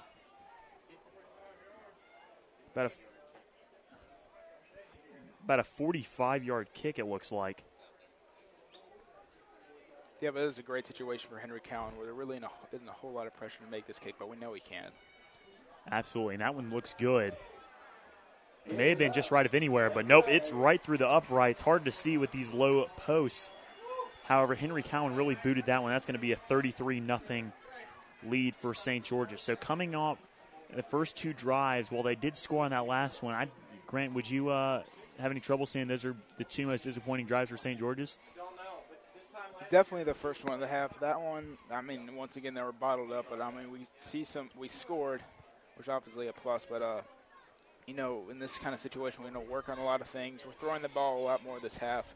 And Henry Cowan gets out there to kick one through in a real game situation, which really hadn't had a whole lot of opportunities deep. And Grant, honestly, in a situation like this where you can even call a possession where you score a disappointing possession, you're in a good position as a team. So after the field goal, with 5:30 left to go here in this third quarter, Henry Cowan's back to kick this one off with 2 deep, and it's going to be Miller and number 19, Austin Johnson, back to receive. As they've been there all day, Johnson fumbled earlier in this game. And St. George was able to pounce on it with great field position. We'll see what happens here. Cowan kicks this one and be fielded by Miller. Miller's going to take this one. He's going to cut to his left, and he's got some space to work. He's going to cut back, break the tackle from kicker Henry Cowan, end up being brought down there late. That's number 80, Jake Duffley, his second tackle of the game, both in special teams, and off a great return by Fayette Academy there. Looked like Miller just kind of sat back and waited until he found a hole to start taking off. I talked about earlier, the special teams unit has been the strongest unit for Fayette all night, and Marcus Miller really proving that he's the most athletic player on the field for Fayette, busting one outside and picking up a solid game. And Grant, they really like to give him the ball in all aspects of the game. I formation for Fayette. This one's going to go to the fullback. That's number 35, Sullivan Landry. We talked about him early in the game. He's been quiet as of late, but a nice little 5-yard gain from him right there. He's a big body to bring down. Yeah, we haven't seen much from him since he had that big catch late in the first quarter. But he's definitely a big body to bring down. And, if he picks up 4 or 5 every possession, he's a productive player. And lately we've seen that shotgun formation for Fayette. But this I formation is really their bread and butter, what they like to go to, what they feel most comfortable in on the offense side of the ball. This one's going to be a fake to Landry. This is going to be taken by Smith, though, and he's got some space to work. He's going to be pushed out of bounds close to the first down. No, they'll give it to him. Yeah, they'll give it to him. That's going to be a first down for Fayette. And 2 plays for Fayette Academy getting out there. And got to notice that maybe they lull St. George's asleep a little bit with that shotgun, and they're going to start pounding it at them. What do you think? Well, the issue right here for Fayette, it's really an issue for a lot of teams that predominantly run, is once you get down big, it's hard to come back. Look at it here, Grant. You see, looks like they're bringing 7 guys there. You saw that go back to that 5 formation, and number 34, Austin Grisham, was kind of reading the play as well. Did a good job there as Fayette's able to get about a 1-2 yard gain. It's going to be 2nd and 8 for Fayette Academy.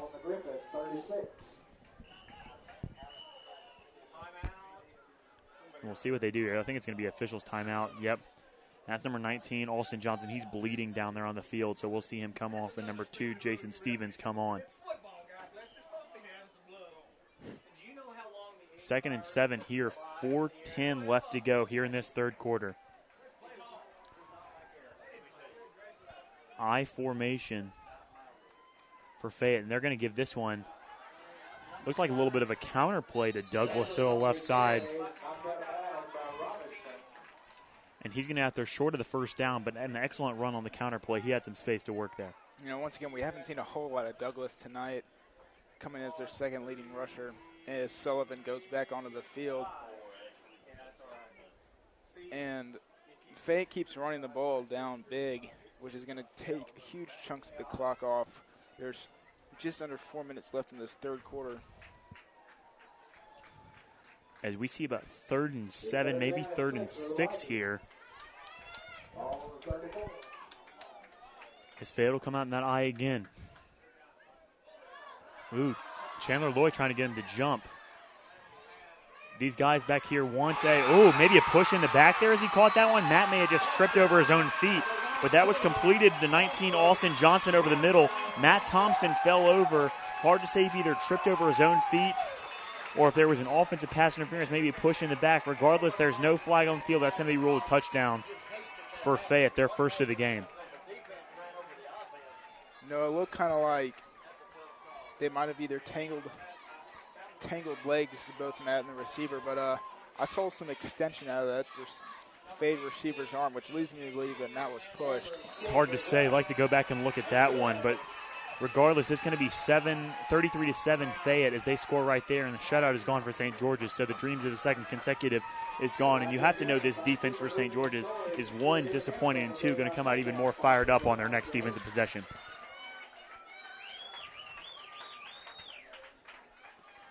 Because you talk about guys, Grant, we talked to 2 last week going into that game because they had 2 games beforehand where they thought they should have been shutouts, and that's ECS, who they were very close to getting shut out against, although they got the win, and also JCS, who probably they should have had a shutout against. And talked to Austin Grisham and Dylan Young, 2 big guys on that defensive team for St. George's, and they really wanted that shutout against FACS, and you know they're going to come fired up after that. Yeah, the defense played well all year, and they really take pride in keeping opponents off the scoreboard. And here, that was unfortunate that Matt fell in coverage and Fayette connected on a big touchdown pass, but it's 33-7. The defense has still played incredibly well so far tonight. And as far as the offense goes, just bleed away the clock and just stay in control of this football game. 3:46 left to go in the third as this one's going to be kicked deep. And it's going to be taken by Thompson back there at about the 10-yard line. He's going to take it out and try and cut right. He's going to cut back left, though. Get out to close to the 20-yard line. And that's where Gryphons are going to take over on 1st and 10 here. After a disappointing couple of possessions, Grant, Gryphons are certainly coming out to look for a better drive here. You know, the last two, one was ended in a punt and one in a Henry Cowan field goal. And they really haven't moved the ball well on either possession. They've been throwing it a lot more as Fayette tries to stuff the box, preventing Chandler away from breaking free on any runs. And you see it right there. They got a lot of players playing up right there. Good block right there by number 28, Davis Selberg, getting that block guy away from Matt Thompson. However, the flags will come down back there, and Scott Malahy's talking to the ref like he may have done something. But I think it's going to be called on number 28, Davis Selberg, as after that first block, he came in and blocked another guy in the back there.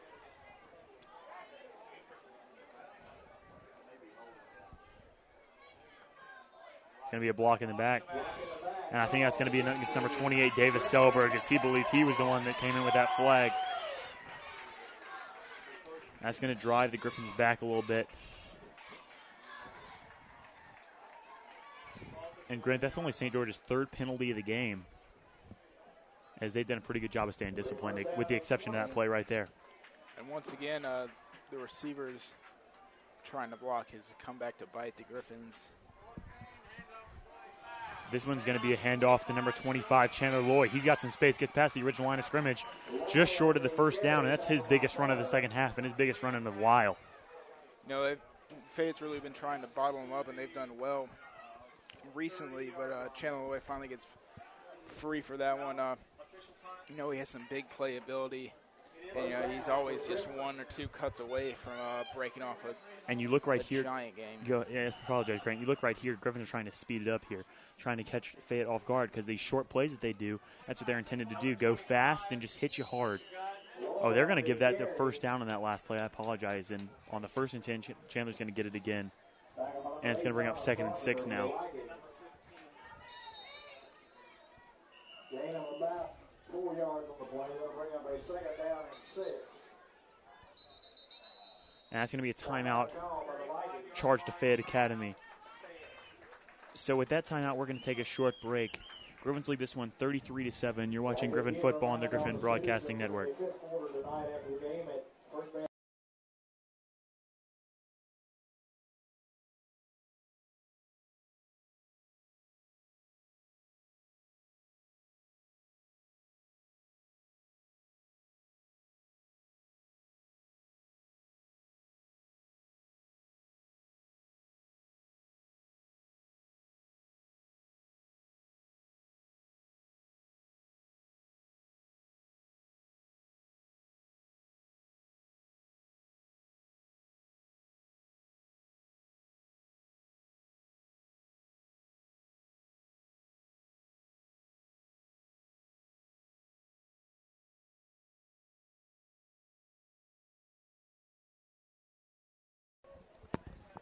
Welcome back to the Gryphon Broadcasting Network. Gryphons lead this one 33-7. I'm Jay Morgan Harder along with my partner Grant Optikin. And Grant, you see the Gryphons kind of trying to hurry this one up a little bit, trying to play that Oregon-style offense, get those plays off quickly.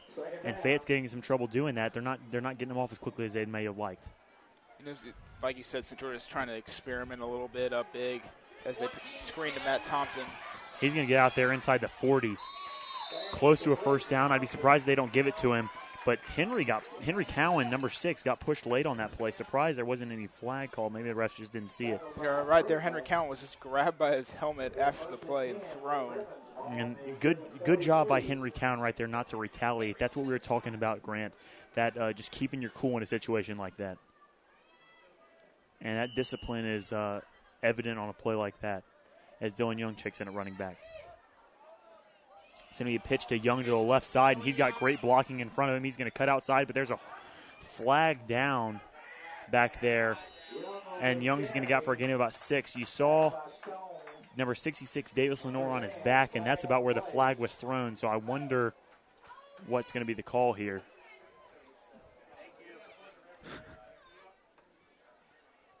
It might be against the offense, but you never know. I saw Davis Lenore on the ground down there, Grant.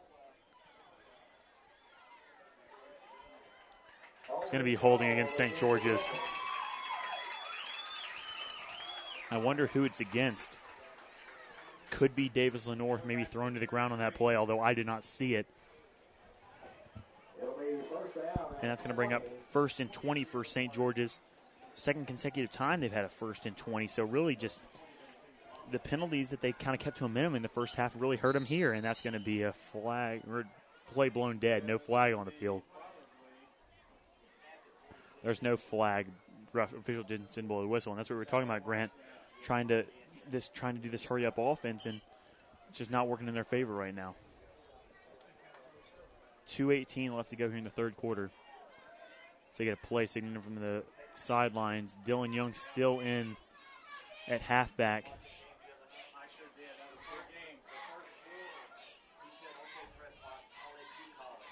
See Austin Grisham lined up at a tight end spot there as Dylan Young's going to get this one, try and go left and stuffed in the backfield.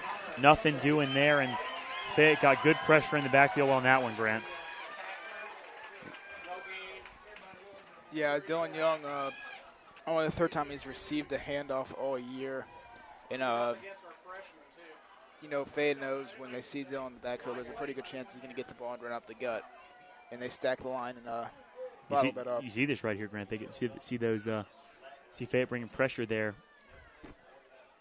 Their captain, Alex Smith, kind of moving him back a little bit. Be mindful of the pass here, but it looks like Fayette's going to bring some pressure. They are. They're going to bring about 6. One of their guys drops back, tries to defend the pass, and they does wisely as Dylan Young is going to get that incomplete. But there's a flag in the backfield. Hit him high, as you saw right there, Grant. Maybe roughing the passer. Absolutely. And once again, Fayette shoots themselves in the foot when they their defense had some momentum going on a 2nd and 20.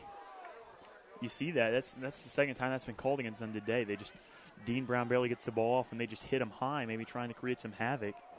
And you're going to get flagged at that just about every time because that's what they're looking for. Is it's going to be a first down now for St. George's. But you got to know that's what they're looking for back there, trying to protect that quarterback, because all these rules are put in place to protect the quarterback and, in other cases, the receiver as well. As Brown's going to hand this one off to Loy. He's going to go left, breaks the tackle, gets out there for a first down. And as we've seen in some past games, Grant, Chandler Loy gets run after run after run. But right now they're kind of having to balance his attack out with other guys so he can get out there for big yards, as he's probably their best offensive threat. Another 10-yard run by Chandler Loy, and he's always just been one man away from breaking off about a 20-plus yard run. What is that? And that is a late hit back there. I'm surprised there was no flag called. Official just kind of taps him on the helmet. Dangerous pass, though, by Dean Brown to Parker Fawcett, kind of lobbing that one up there on the little screen pass. This is going to be incomplete, and 51 seconds left to go in the third, Grant, but I want to touch on that a little bit. That's a this game's getting kind of a little chippy with a little extracurricular after plays, and we saw that flags thrown when Kendall Shipp got into a little situation, but that's about the 4th time I've seen a late hit not called tonight. This isn't going to be an option, and Dean Brown's going to try and take this one himself, but he's met by 3 guys. The line of scrimmage is there. You saw him get stuffed at the line. They tried to take that one himself, but I don't think a pitch to Dylan would have been any better, as Fayette really had that play sniffed out. It's going to bring up 3rd and 10 here. And this is probably going to be the last play of the quarter as the clock approaches 25 seconds. 23 left to go here in this quarter. And this snap's going to be, as looks like the center got the snap count wrong on that one. That's the center, number 67, Walker Ward, getting an earful from his teammates there, as he got that snap count wrong, snapped it early, and none of the other players were ready, and Fayette was able to get in that backfield early. That's going to bring up 4th and long here as the third quarter is going to come to a close. We're going to take a short break. So at the end of 4, the Gryphons have a commanding lead. They lead this one. At the end of 3, Gryphons lead this one 33-7. You're watching Griffin football on the Griffin Broadcasting.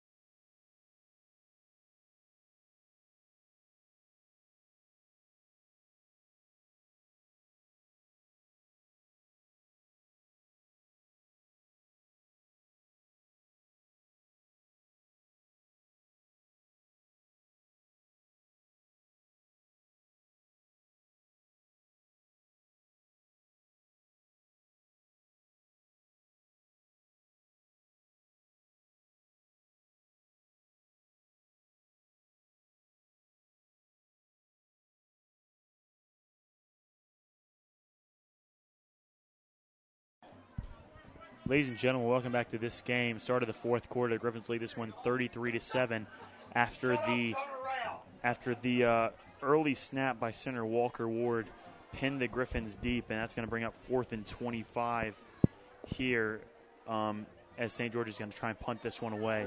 So with 12 minutes to play, Gryphons have a huge lead, Grant. They're just trying to come out of this game on a positive note as they've had a rough second half so far. You know, it's been a really sloppy play, ending that half with a play where that's a fake to Henry Cowan. And Henry's going to take this one himself to the right. He's got some space in front of him, got some blocking. Close to the first down, did not get it, though. Kind of a reach for the fake there, but in a game, like I was saying, it's been a really sloppy game so far, Jim Morgan. A lot of mistakes, a lot of penalties in that third quarter, and really nothing really going well offensively for the Gryphons.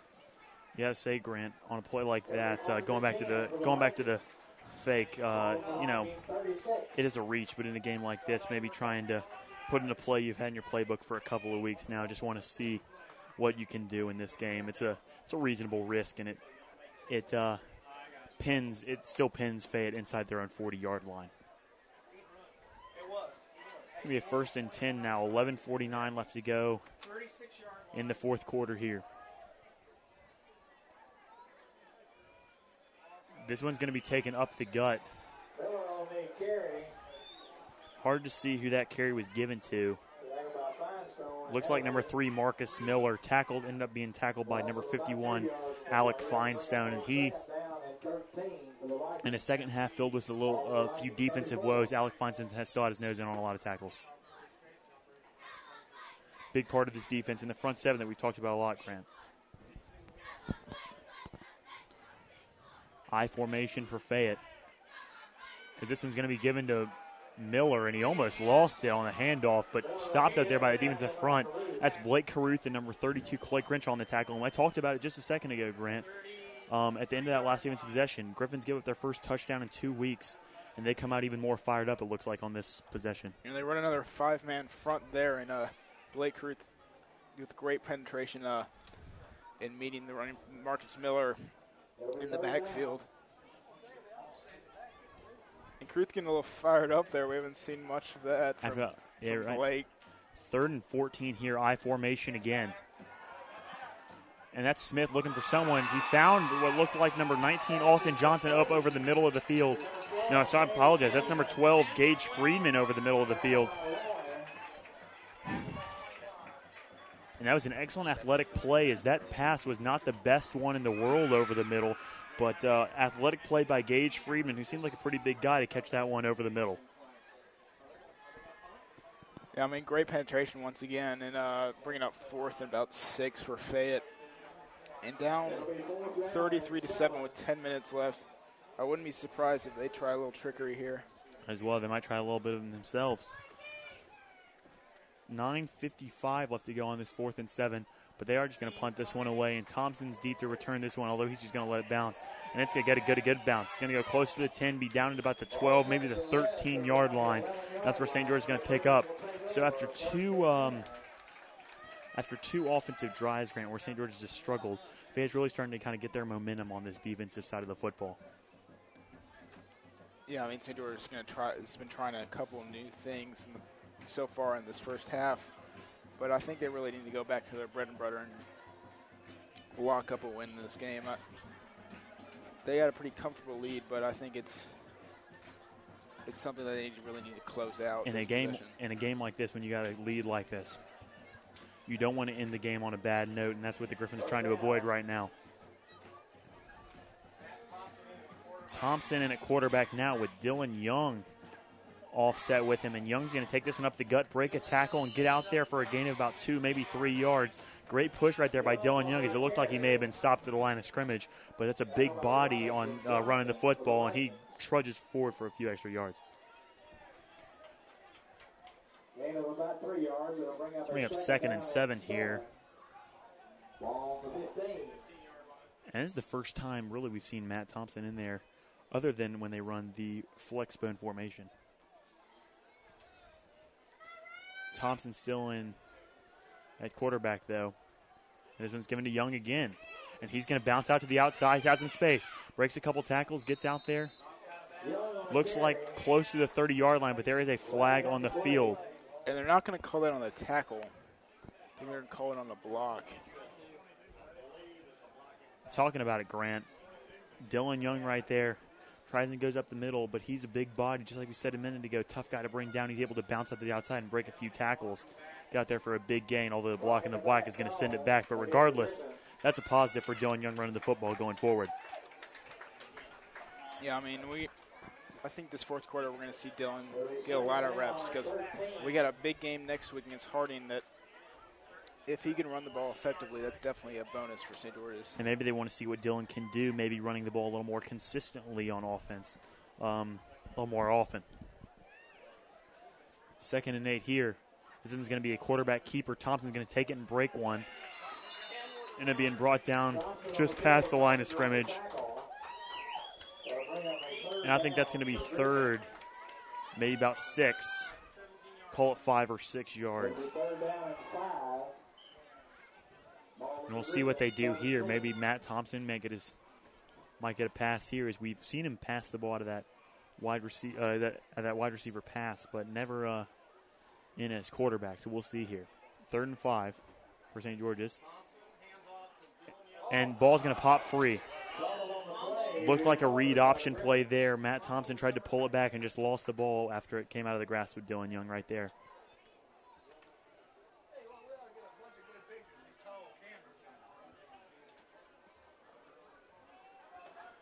That one's going to bring up 4th down here, and St. George is probably going to punt this one away.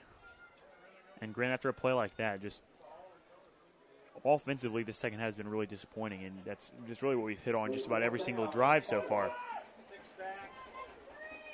Yeah, I mean, this entire second half has just been a struggle for St. George's offensively, only capitalizing on this Henry Cowan field goal as he punts it away.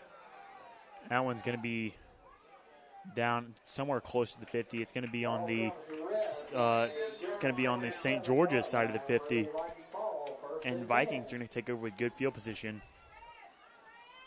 But certainly a positive in the second half was that last defense possession for St. George's as they come out onto the field again.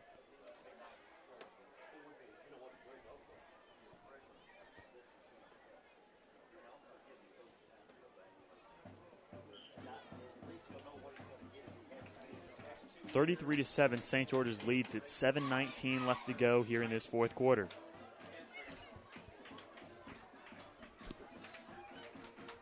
Fayette's going to line up in that I formation again. As you see them go with that 5 down, and we'll see what they do here. See they bring pressure as the play's going to be blown dead. Flag comes onto the field.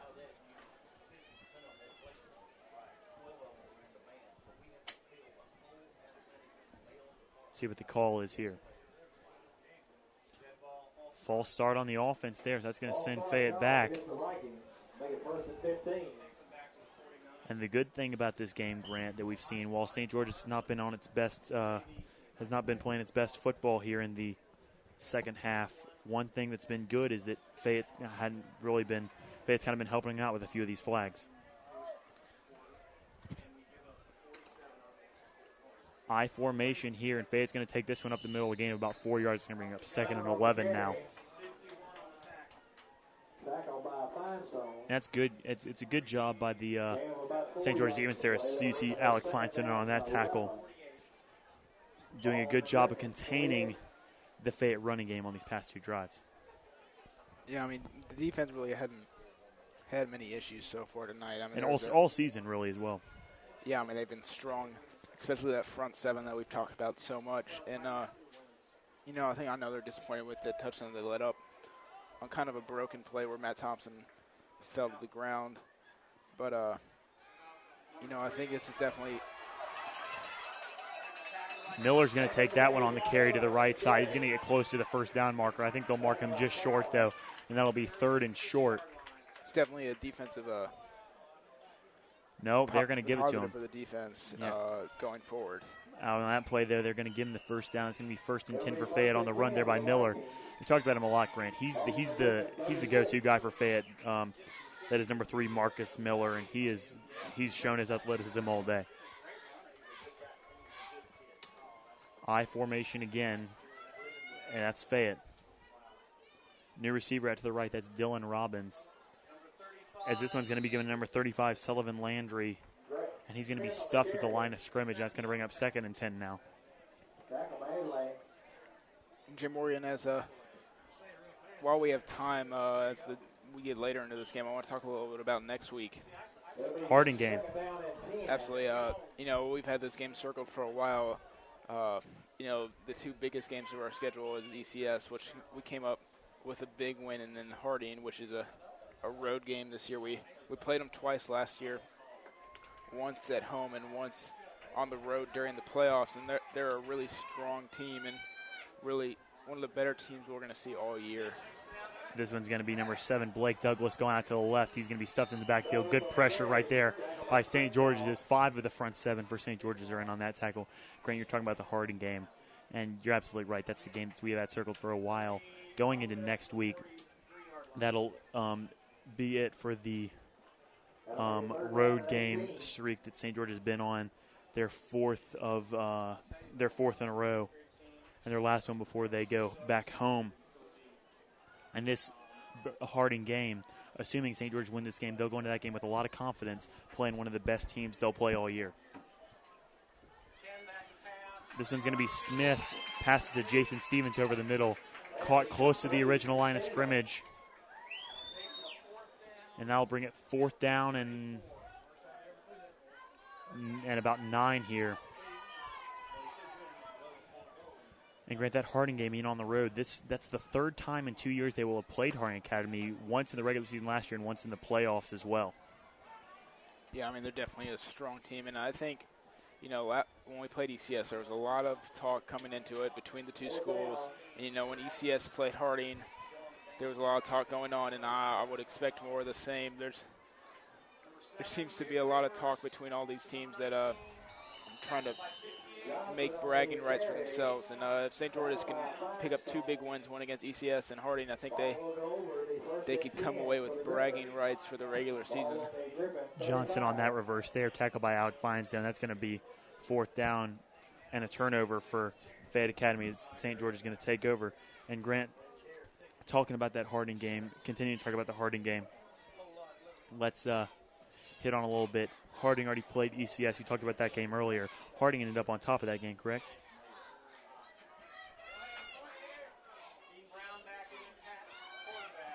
As Crenshaw is going to take this one to the left side, get out there inside the 45-yard line, close to the 50. That's going to be a 1st down for St. George's. A big run right there by Clay Crenshaw, as he struggled a little bit last week against FACS. Be able to get a big run right there. 4 out wide for St. George's here. Brown in with Crenshaw. And Brown's going to give this one to Crenshaw again. Crenshaw didn't get a good handoff, didn't get a good start in the backfield. Never really got going. He's going to be dropped after a gain of maybe about 1 right there. As we see some of the younger players coming for St. George on offense now, as they're just trying to kind of wrap this game up.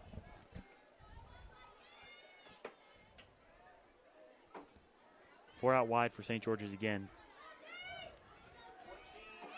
Thompson's going to get this one on the screen. Great block right there by Henry Cowan, though, as he sent a guy to his back. And another good block by Henry Cowan, another good block by Austin Grisham. Thompson's got it out there. inside the 35-yard line, close to the 30-yard line. They're going to mark it inside the 30 at the 29. That's going to be another first down for St. George's. 2:41 left to go here in the fourth quarter.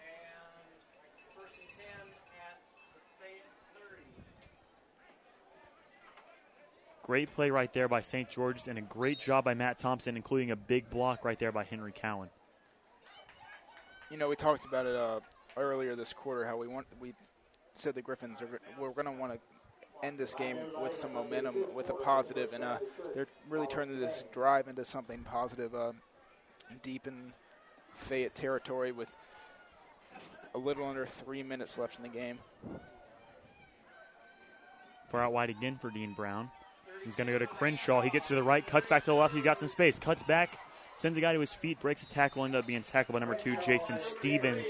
But he's going to be inside the 10-yard line. It's going to be first and goal for St. George as they hurry to the line again, trying to get one more touchdown with 2:28 left to go in this game before they'll turn it over to Fayette for potentially their last drive of the game as well. And that's going to be a timeout charge to Fayette as they're going to try and slow this one up a little bit. We're going to take a break as well. That's Fayette's second charge time out of the half. We're going to take a short break as well. With 2:24 left to go in this game, St. George's leads this one 33-7. We'll be right back.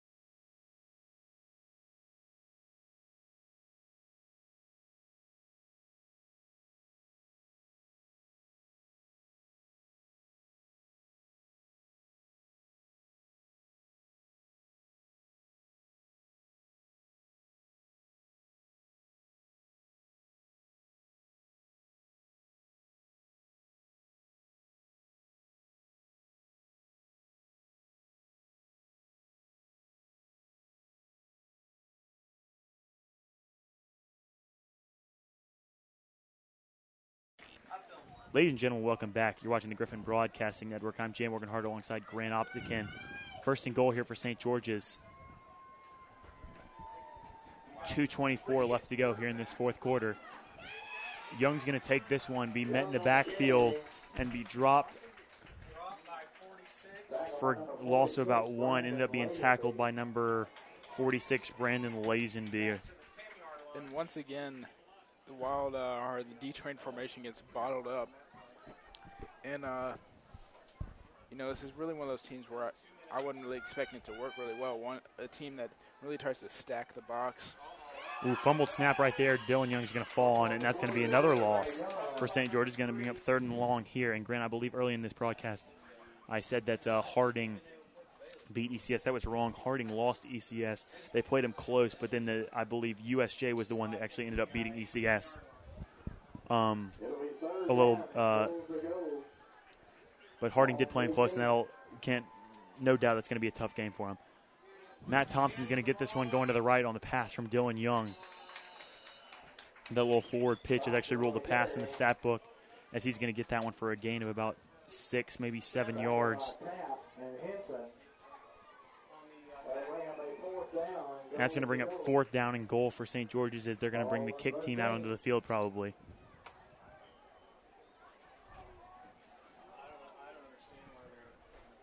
One minute left to go here.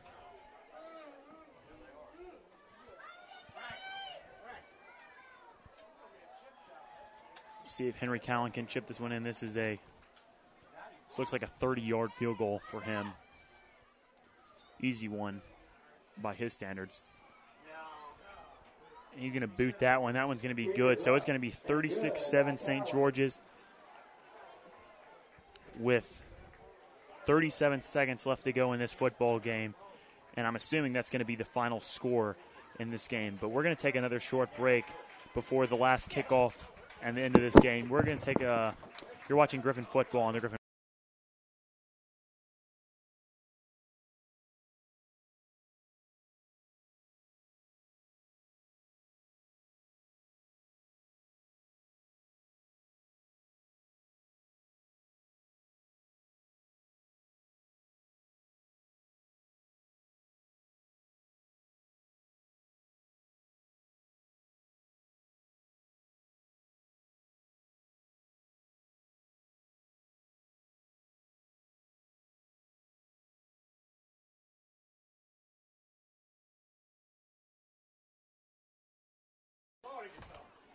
Ladies and gentlemen, welcome back to the Griffin Broadcasting Network. Gryphons lead this one 36-7 with 37 seconds left to go in this football game. We'll get you players of the game in just a moment after the kickoff. Johnson and Miller. Kicking off is Cowan.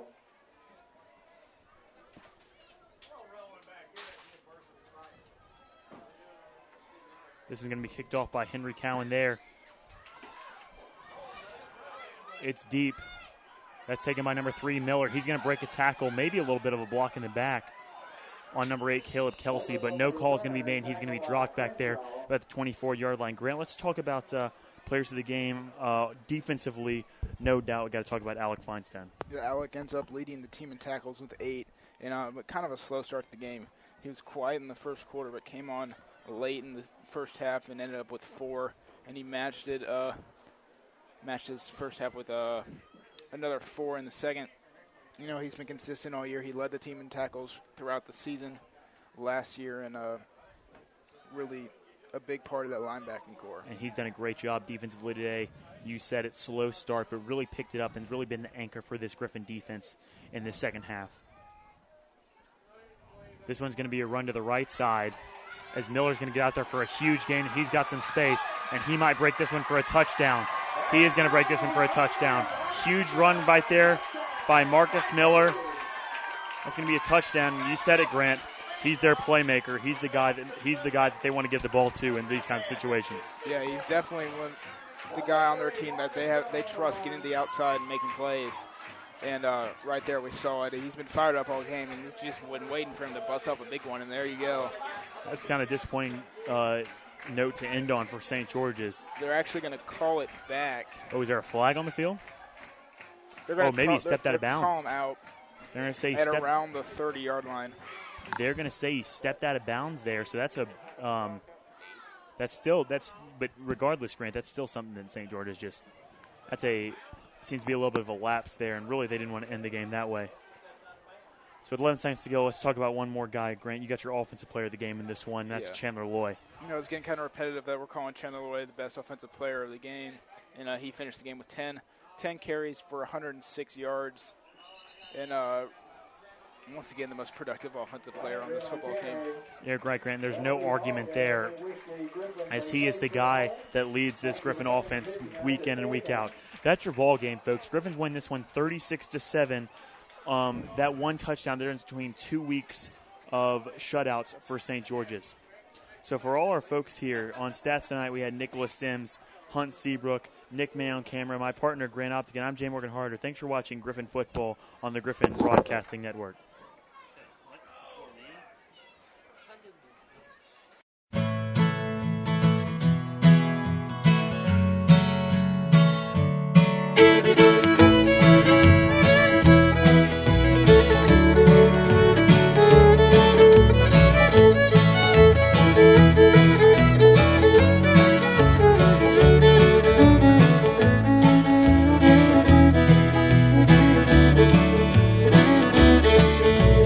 Headed down south to the land of the pines.